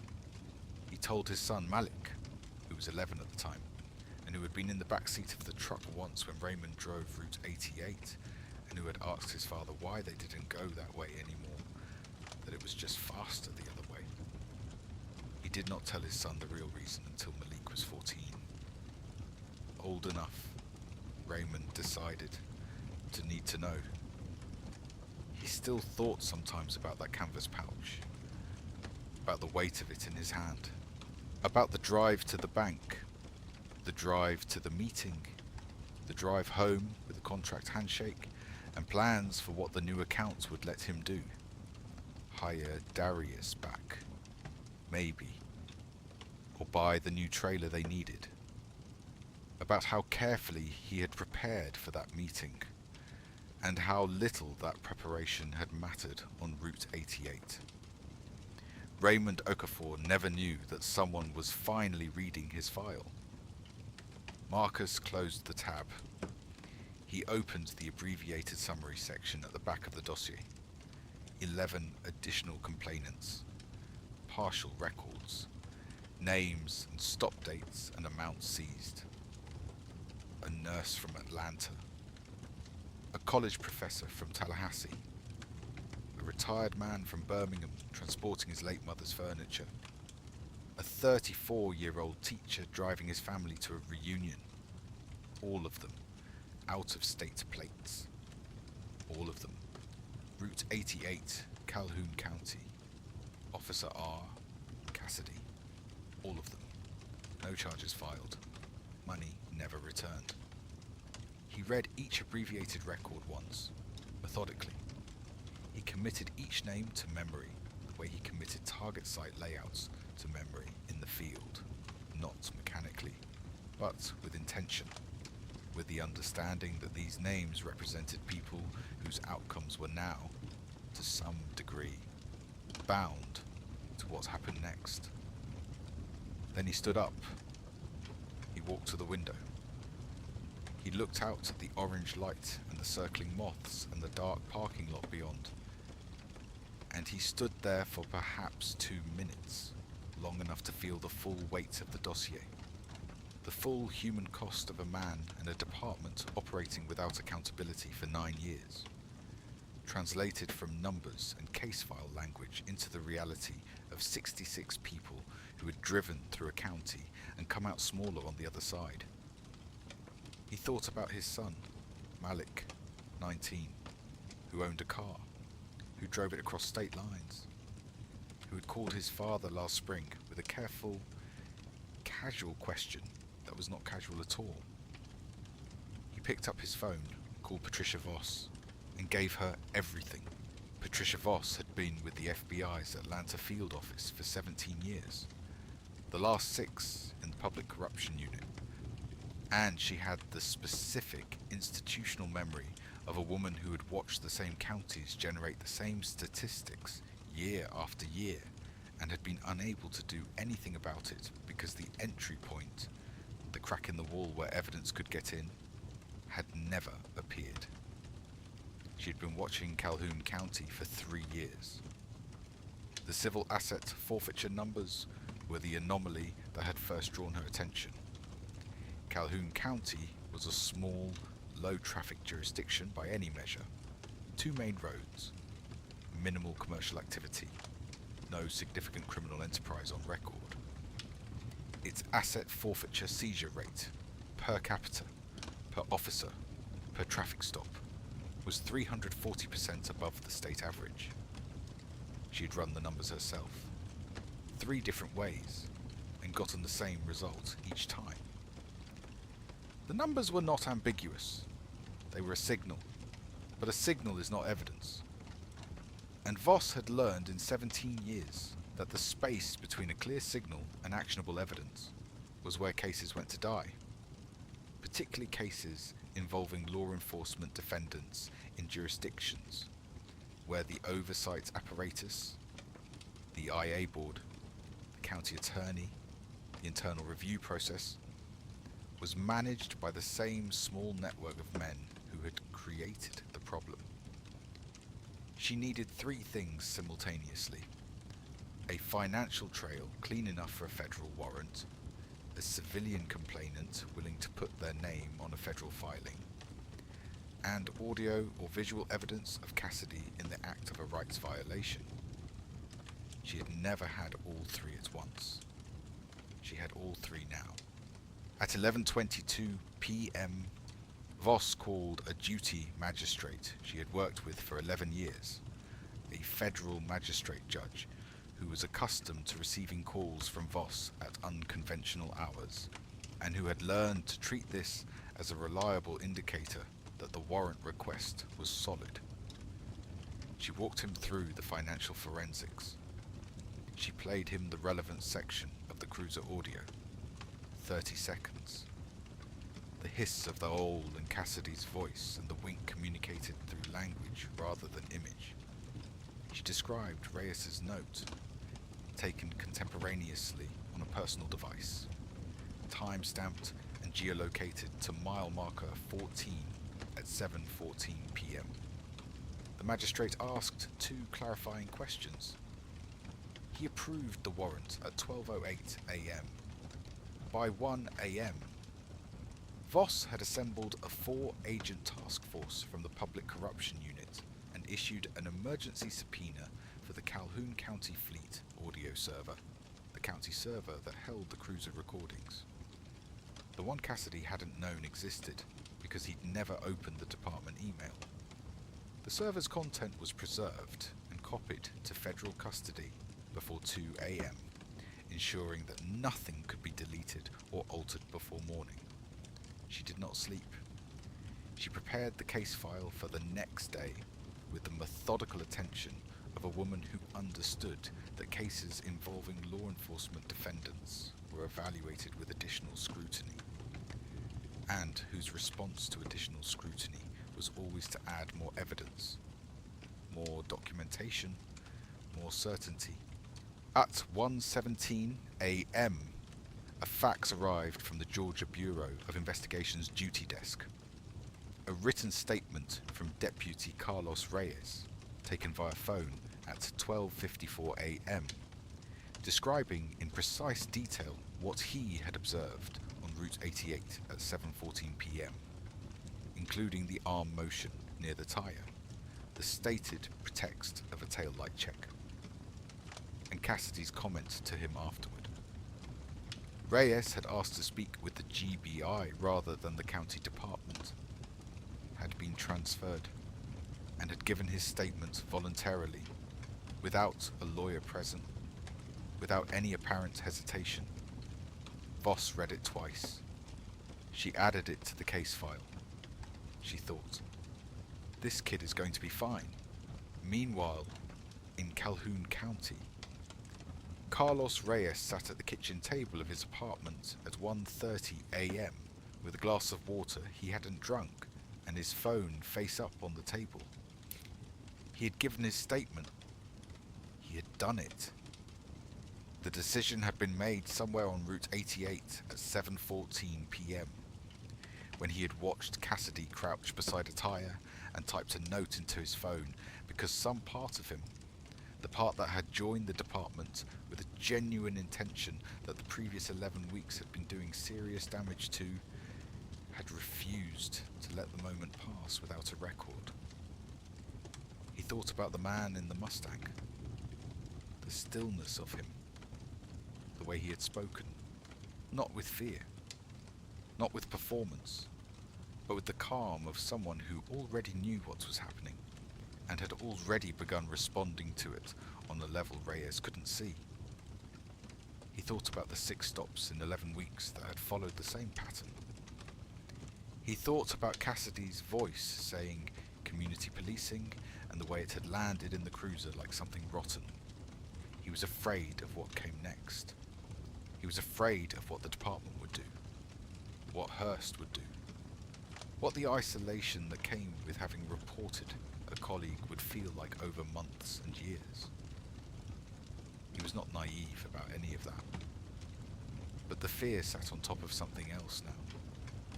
A bedrock decision that had already been made and could not be unmade. And the bedrock held. He drank the water. He went to bed. He didn't sleep much, but he went to bed. The next morning, Calhoun County woke up in its ordinary way. The diner opened at 6 a.m. The early shift at the department clocked in. Coffee was made. The dispatch board showed a quiet night. One domestic disturbance call that had resolved without incident. One fender bender on the interstate access road. Nothing on Route 88.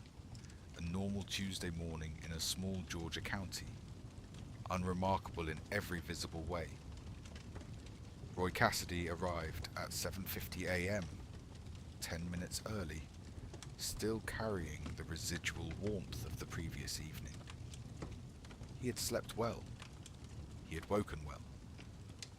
He hung his hat on the hook by the door, poured a mug of coffee, made a joke to the morning dispatcher about the heat, and settled at his desk with the comfortable authority of a man who owned the space he occupied. He checked dispatch. Nothing from Route 88. He checked the county emergency line log. No stranded vehicle calls. He checked his phone. No messages from anyone. Clean. The out-of-towner had limped away quietly. He had not made a fuss. He had not filed a report. He was gone. Cassidy blew on his coffee and smiled. Then Captain Dale Hurst walked through the front door. He was early, unusual. He did not look at Cassidy. He walked directly to his office and closed the door behind him. 30 seconds later, the blinds on the interior window were drawn.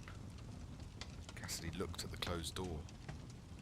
He looked at the drawn blinds. He told himself it was nothing. Hearst had days. Everyone had days. He picked up his coffee mug and went back to his phone. In the parking lot outside, 4 dark vehicles he had not noticed arrived quietly and parked at the far end, away from the cruisers. At 8:15 a.m., Captain Dale Hurst's office door opened.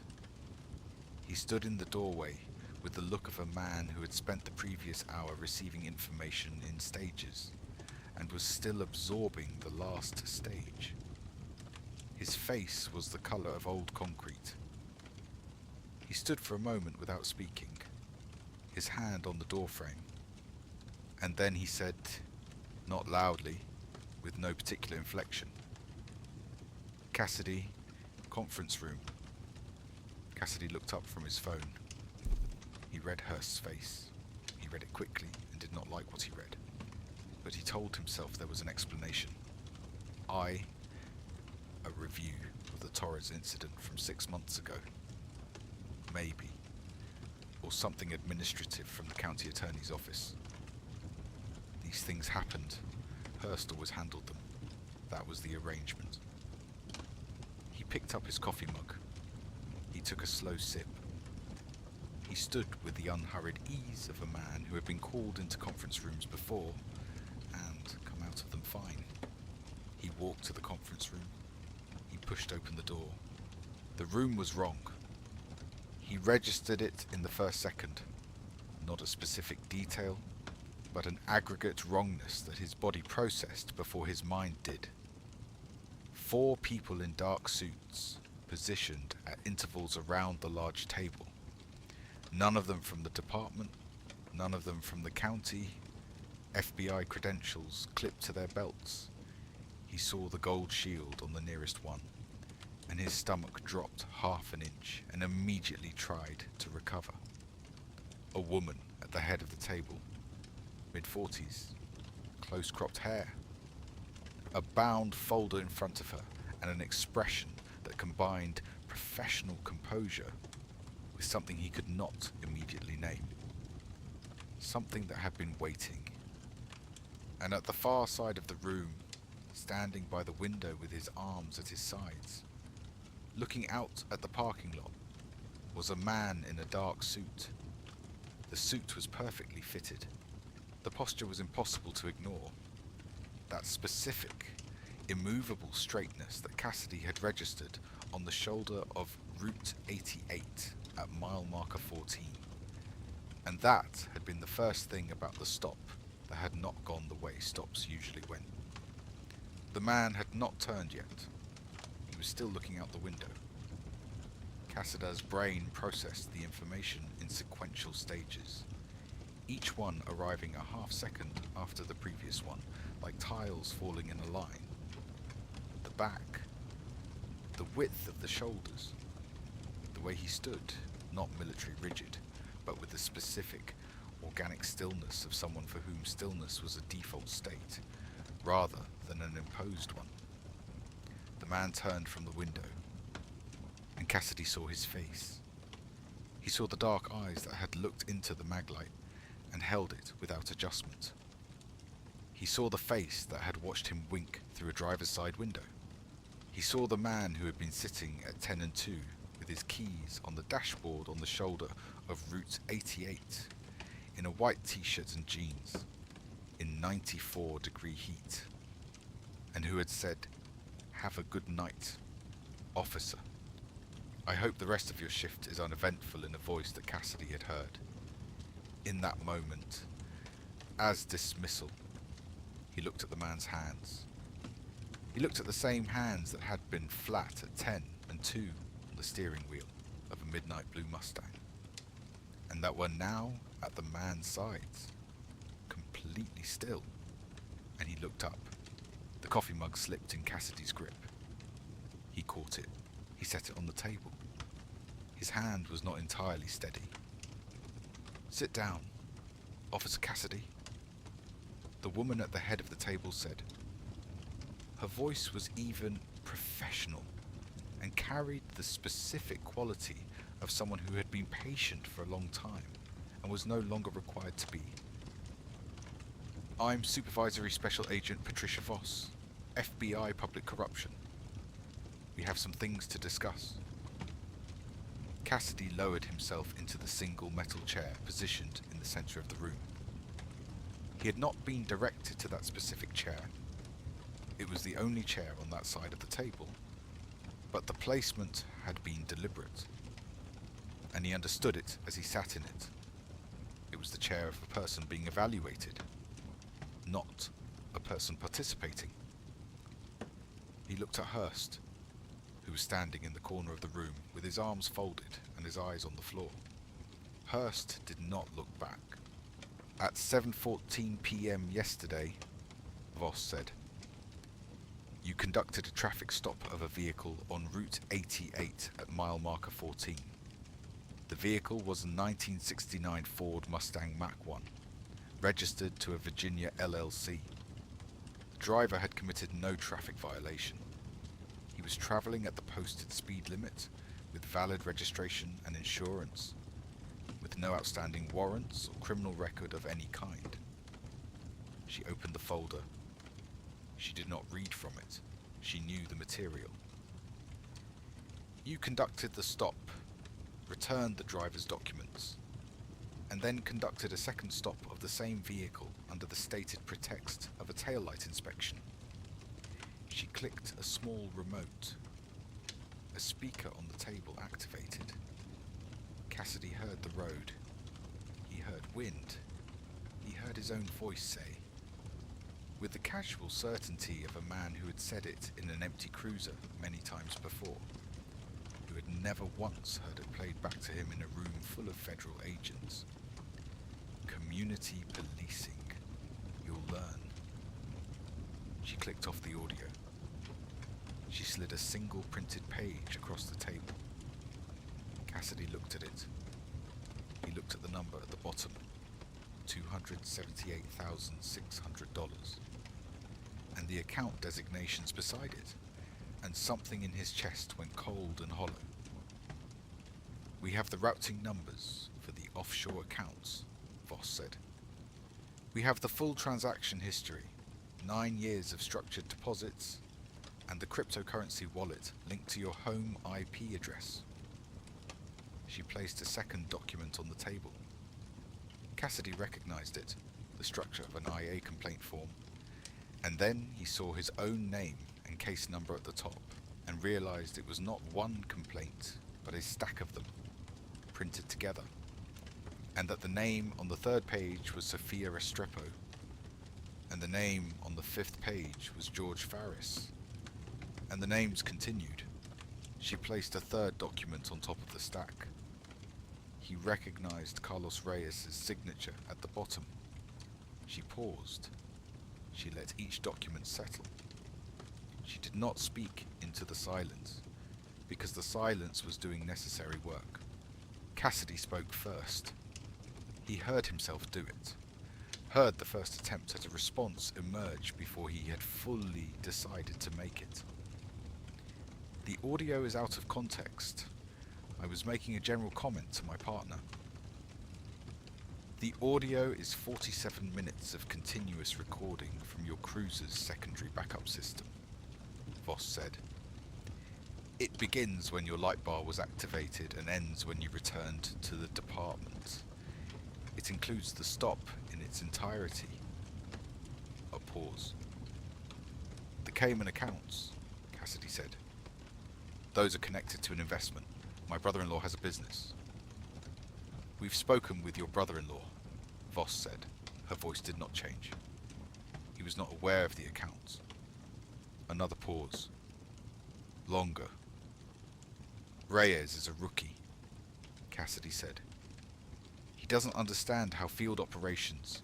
Deputy Reyes' statement was taken voluntarily, without counsel, at 12:54 this morning, Voss said. He described what he observed in precise, time-stamped detail, consistent with the cruiser audio in every material point. Silence. Cassidy's fourth attempt was no attempt at all. He simply sat in the metal chair and looked at the table, and the table gave him nothing back. Marcus stepped forward.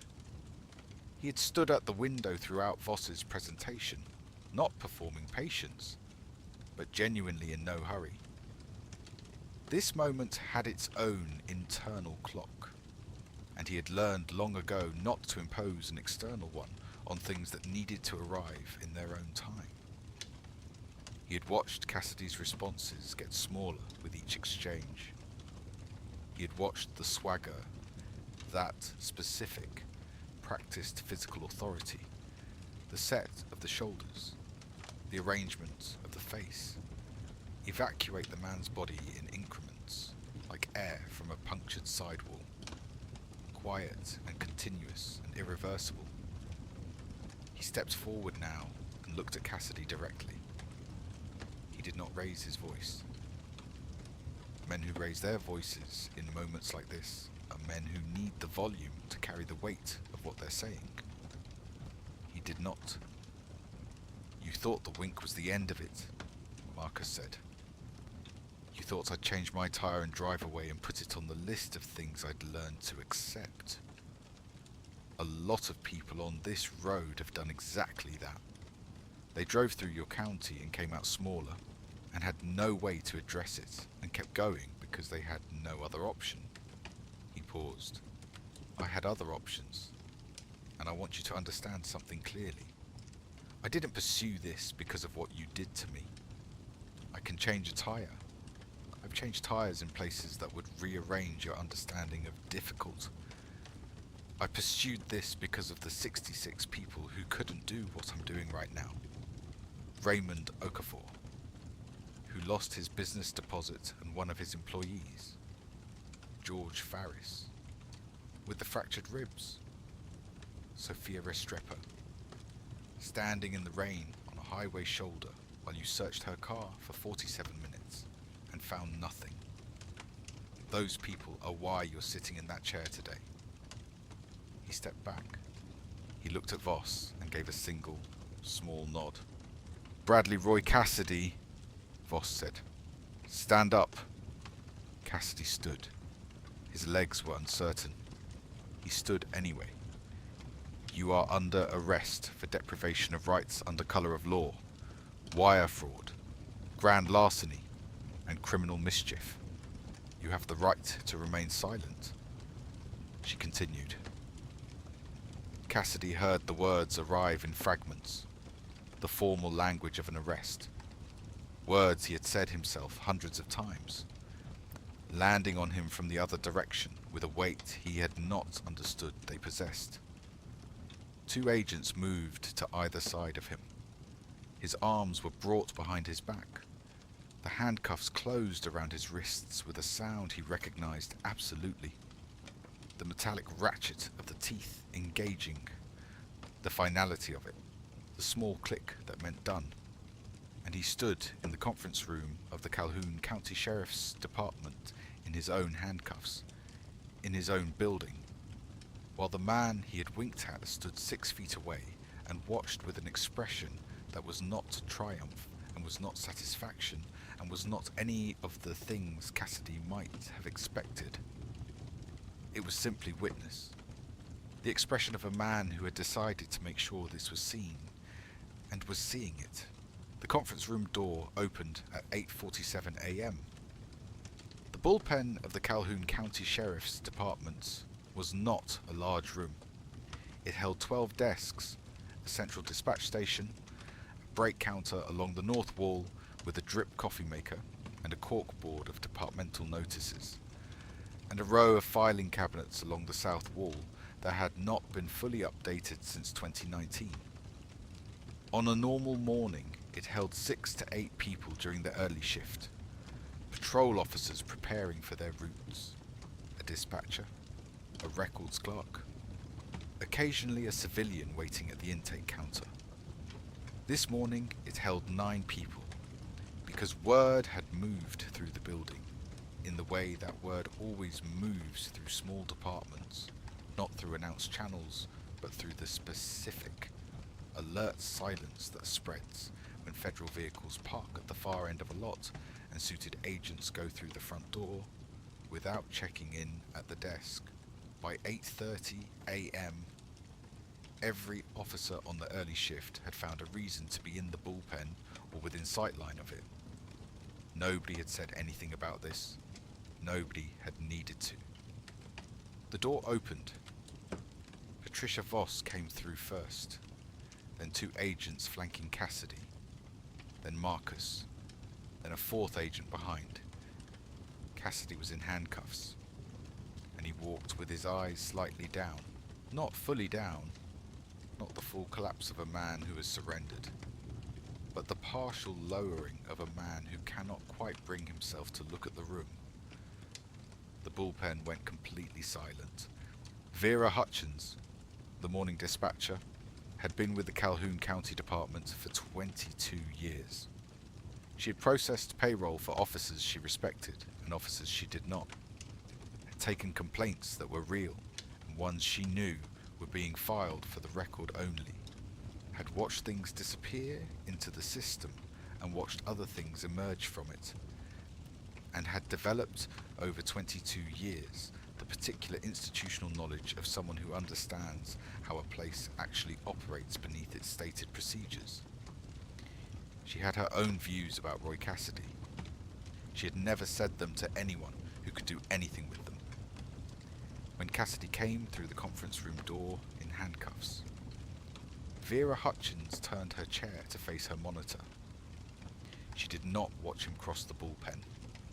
She looked at her screen, a dispatch log, a radio frequency chart, the ordinary digital furniture of her morning, and she held herself very still. Those who knew her well might have identified the set of her jaw as something close to relief. She said nothing. She made no movement. She simply declined to be present for it, which was its own statement. 2 patrol officers near the break counter, men who had ridden with Cassidy, who had sat across from him at the diner, who had collectively filed 0 complaints or concerns about him in their combined careers, looked at the floor as he passed. Not simultaneously. First one, then, after a half second, the other. The floor offered nothing in return, but they kept looking at it. The records clerk, Annalise Moreno, 29, who had been with the department for 2 years, watched from her position at the filing cabinets. She had processed complaint forms. She knew which ones had gone to Hurst's desk and not come back out. She had wondered, in the private and careful way of a person in a vulnerable position in a closed institution, whether anything would ever come of it. She watched Cassidy cross the bullpen. She did not look away. She did not smile. She held his gaze, or rather held the space of his averted gaze, with a steadiness that carried, if one knew what to look for, the weight of 2 years of documentation and silence that had not, after all, been pointless. Captain Dale Hurst's office door was closed. The blinds on the interior window were drawn. His interview with Voss's team was scheduled for 9 a.m., a fact that had been communicated to him at 8:20 in writing, on a federal document bearing a judge's signature. He had read it twice, standing in his office. Then he had sat down. Then he had drawn the blinds. He was still sitting when Cassidy's footsteps passed his door. The front doors of the department opened. Georgia morning light fell in across the threshold. Warm, flat, ordinary. The day outside was unconcerned with what was happening in the building. A small gathering of civilians stood at the edge of the parking lot. Word in Calhoun County moved at the speed of scanner traffic and text messages, and some combination of the two had brought perhaps a dozen people to the lot, residents. A woman with a stroller who had stopped on her morning walk. A man in a work truck who had pulled to the curb and gotten out. They stood without ceremony, without organization, without anything that looked like a demonstration. They were simply there, watching, and among them, at the far edge of the group, standing with his hands in the front pockets of his jacket, was Raymond Okafor. He had received a call from Voss's team at 6:05 a.m., informing him that he would be contacted as a material witness in a federal case involving Officer Roy Cassidy of the Calhoun County Sheriff's Department. The agent who called him had been professional and brief. Raymond had sat in his kitchen for 45 minutes after hanging up. Then he had driven 2 hours. He watched Cassidy come through the front doors. He watched the handcuffs. He watched the partial downward angle of Cassidy's face. He watched the agents guide Cassidy toward the waiting federal vehicle. He stood with the absolute stillness of a man who has been waiting for something for 3 years without knowing if it would ever arrive, and who is now watching it arrive, and who finds that it is both exactly what he expected and somehow larger than he had space to hold. He did not make a sound. He did not move. The look on his face was not triumph or vindication or anything that required a word with an edge to it.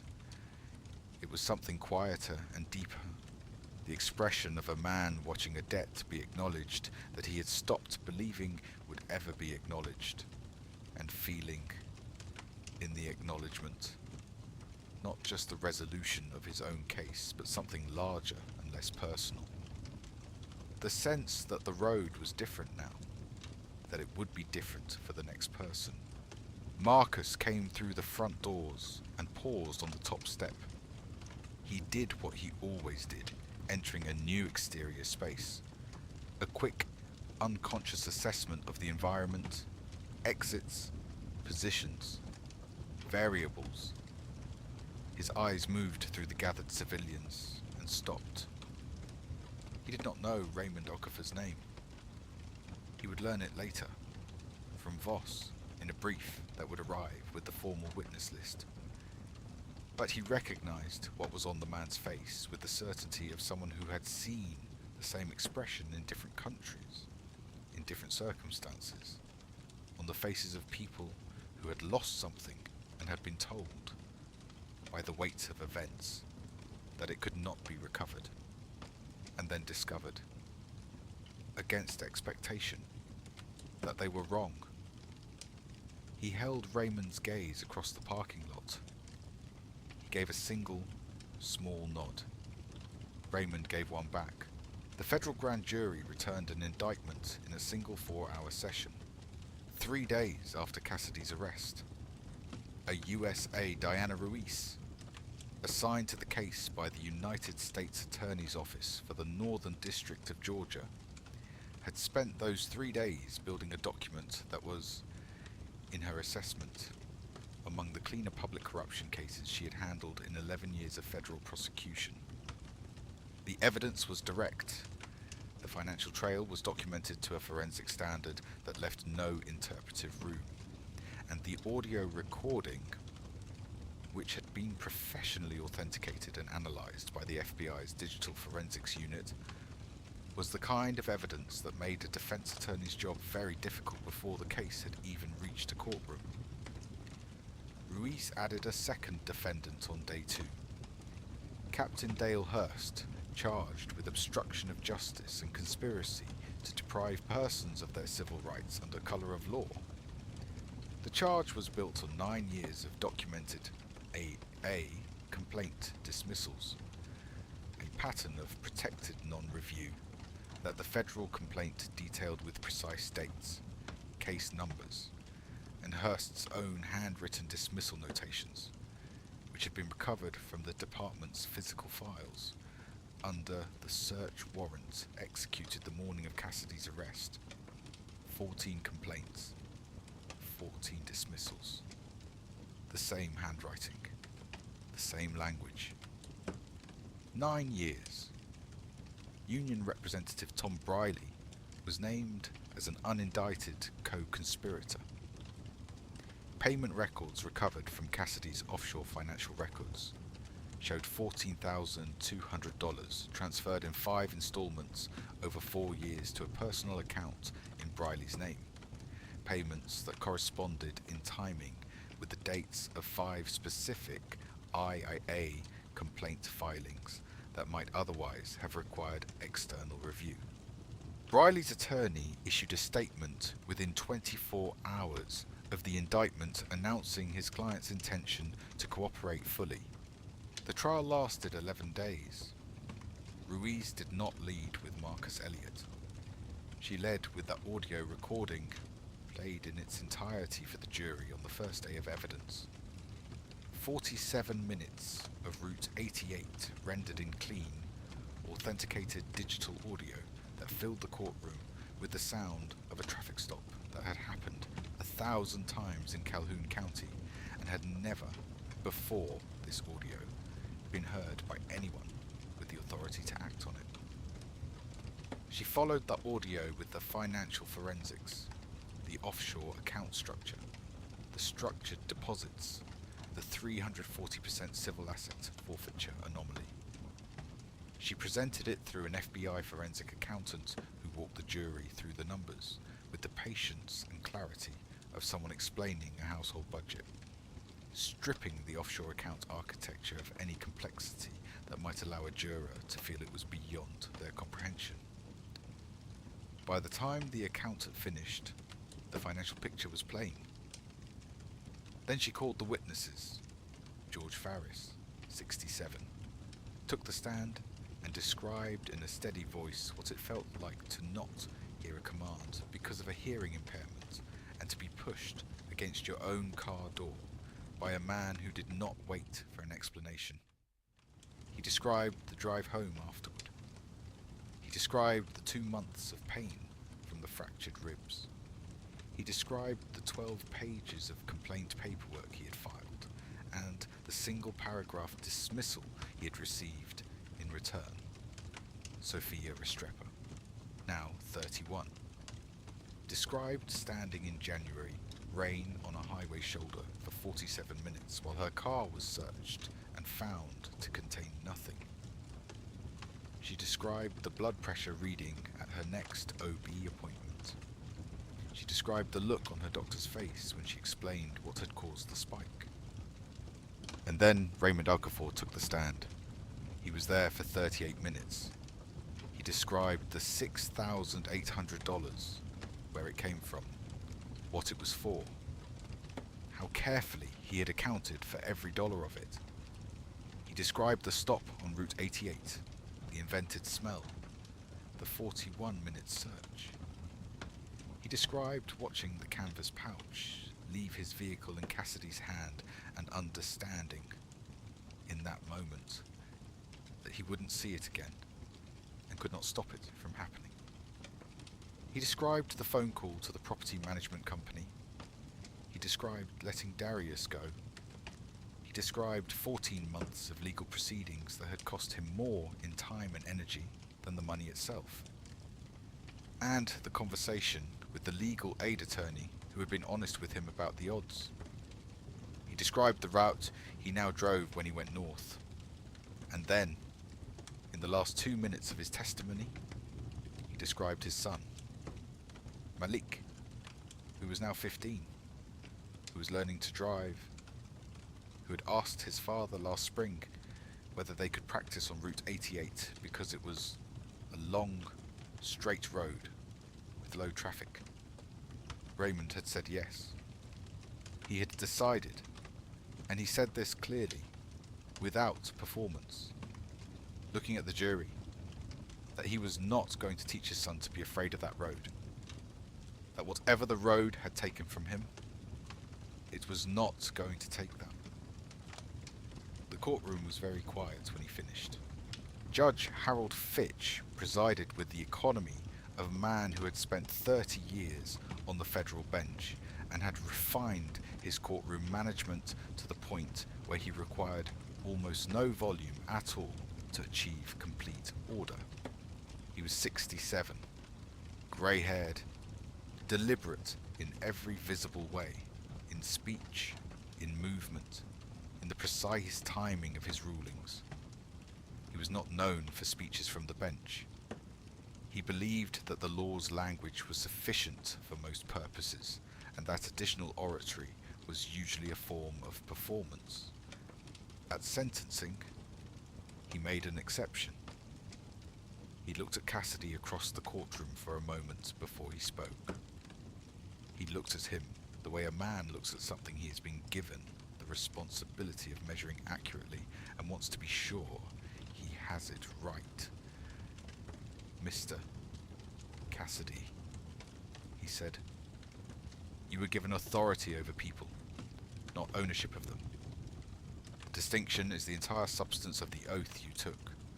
You confused the two for 9 years, and the court has heard testimony from the people who paid for that confusion, with their money, their health, their time, their livelihoods, and in some cases the direction of their lives and the education of their children about what this country is and is not.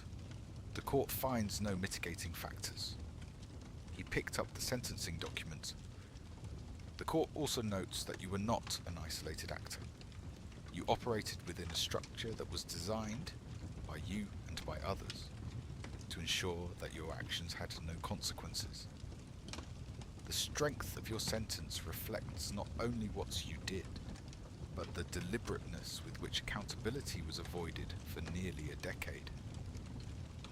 He set down the document. 14 years. Federal custody. Full forfeiture of all seized assets. Permanent bar from law enforcement employment at any level, in any jurisdiction. The gavel. Hurst received 6 years. Permanent removal from office. Loss of all retirement benefits. And a federal bar from any position of law enforcement oversight. Briley, having pleaded guilty to a reduced charge in exchange for his cooperation, received 18 months, a substantial fine, and permanent disbarment from union representation in any law enforcement context. The Calhoun County Civil Asset Forfeiture Program was suspended the morning after the verdict, pending a full federal audit of all seizures conducted over the previous decade. A federal restitution fund was established within 60 days. Letters were sent to 66 individuals. The process of returning what had been taken began. Raymond Okafor received a check in the mail on a Thursday afternoon in November.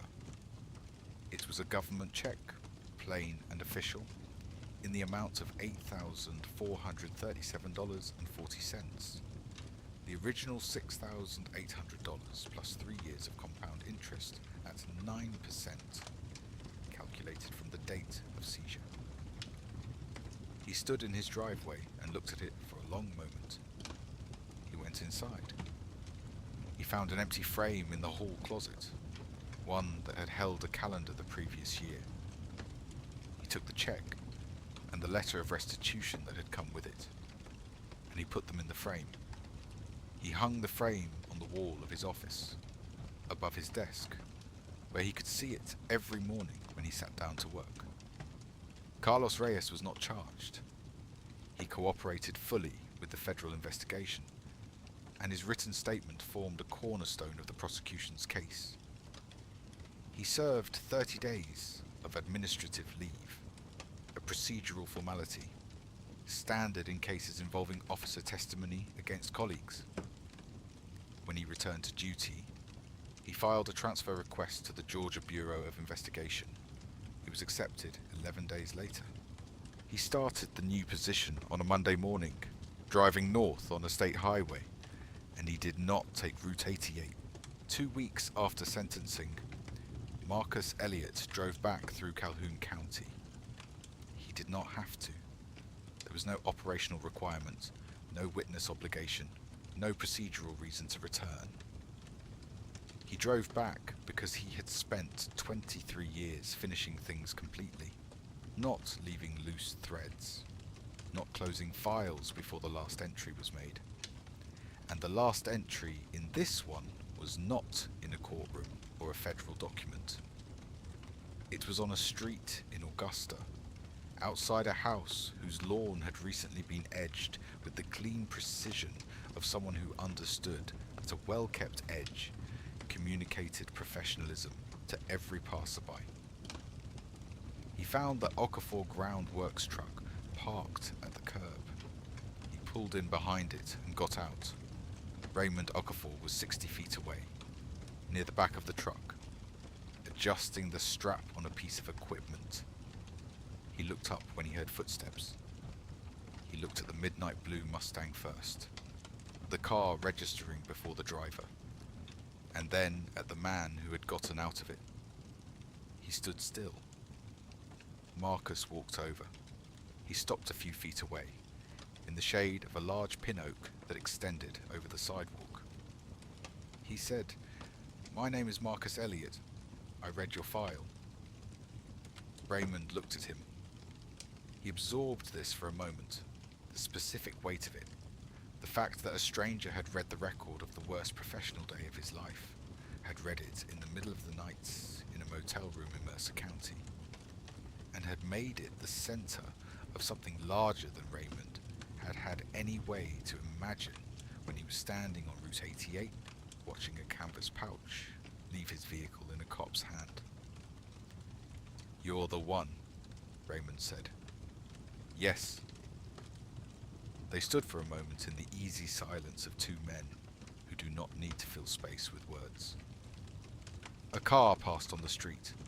A bird moved in the pin oak. "How's the business?" Marcus asked. Raymond exhaled, not a sigh, but the specific breath of a man releasing something he has been carrying. "It's coming back. Got a commercial contract last month. 5 properties in the metro area." He paused. "It's a start." "That's more than a start." Raymond nodded slowly. "My son," he said. "Malik. He's 15. He wants to drive. That's a good age to learn. I'm going to take him out on Route 88. He asked about it. Said it was a good practice road. Long and straight. Low traffic." Raymond's voice held something careful in it. Something deliberate. "I said yes. We're going this Saturday." Marcus looked at him. "Good," he said. Simple. One word. But it landed with the full weight of everything behind it. The dossier. The trial. The restitution check. The 38 minutes of testimony delivered in a steady voice. The decision to hang the frame on the wall. Raymond heard all of it in that one word and received it without ceremony. The way men sometimes receive the things that matter most. They shook hands, firm, brief. The handshake of 2 people who have met at the intersection of a story and who understand, without needing to say it, what the story was about. Marcus got back in the Mustang. Raymond watched him go, standing in the shade of the pin oak with his hand on the equipment strap. And then he turned back to his work. The drive north was long and open. Marcus pulled onto Route 88, headed north. The same road, the same heat rising off the cracked asphalt, the same scrubland pressing in from both shoulders, the same flat Georgia sky overhead. He set the cruise control at 65. He turned on the radio. What's going on? The same record? The first track? The way it opened with that soft, questioning guitar, and Marvin Gaye's voice arriving not with force but with honesty. The way his grandfather had said, a man telling the truth. He passed mile marker 14. The billboard was there, old and rusted. The shoulder behind it was empty. Had been empty since August. He looked at it once in the rearview mirror as he passed, and then the road curved slightly, and it was gone. Ahead of him. Route 88 ran straight and open to the horizon. The heat shimmer made the distance look like water. He had a long drive to Virginia, and then 6 days. And then he was going to Baltimore. He was going to find a parking spot near the Hopkins campus, which would take time, because it always did. And he was going to carry boxes up however many flights of stairs were required.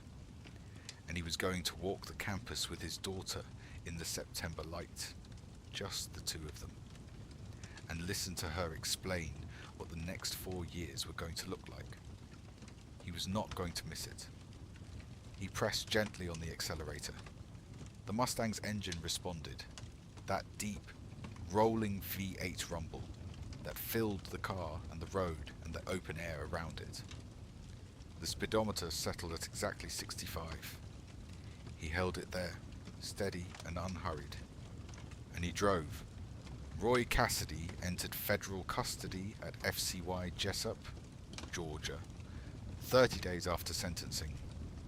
Former law enforcement officers are housed in a dedicated protective unit, a standard security classification, driven by the reality that the general population of a federal facility has long institutional memory about officers who have abused their badges. Cassidy spends 23 hours a day in his unit. He has filed 2 appeals. Both have been denied. He will be 48 years old at his first parole eligibility review. Route 88 still cuts through Calhoun County on the way to wherever you're going. The heat still rises off the asphalt in the summer.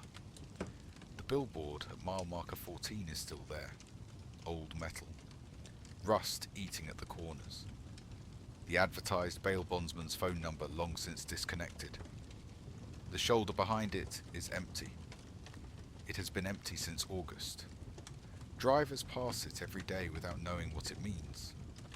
Some things change so quietly, you don't notice until you're already past them. And you're already on the open road. And the distance ahead of you is clear. Marcus Elliot never wanted any of this. He was a man on a long drive home, windows down, old music playing low, thinking about his daughter and the long straight roads of a country he had spent 23 years protecting in ways that will never appear in any public record. But there is a particular kind of person, shaped by years of choosing, in rooms where everything could go wrong, to make it go right, who cannot drive past an injustice and file it under things I have learned to accept. Not because of rank, not because of training, because of who they decided to be. One deliberate choice at a time, for a very long time. A badge is not power. A badge is a promise.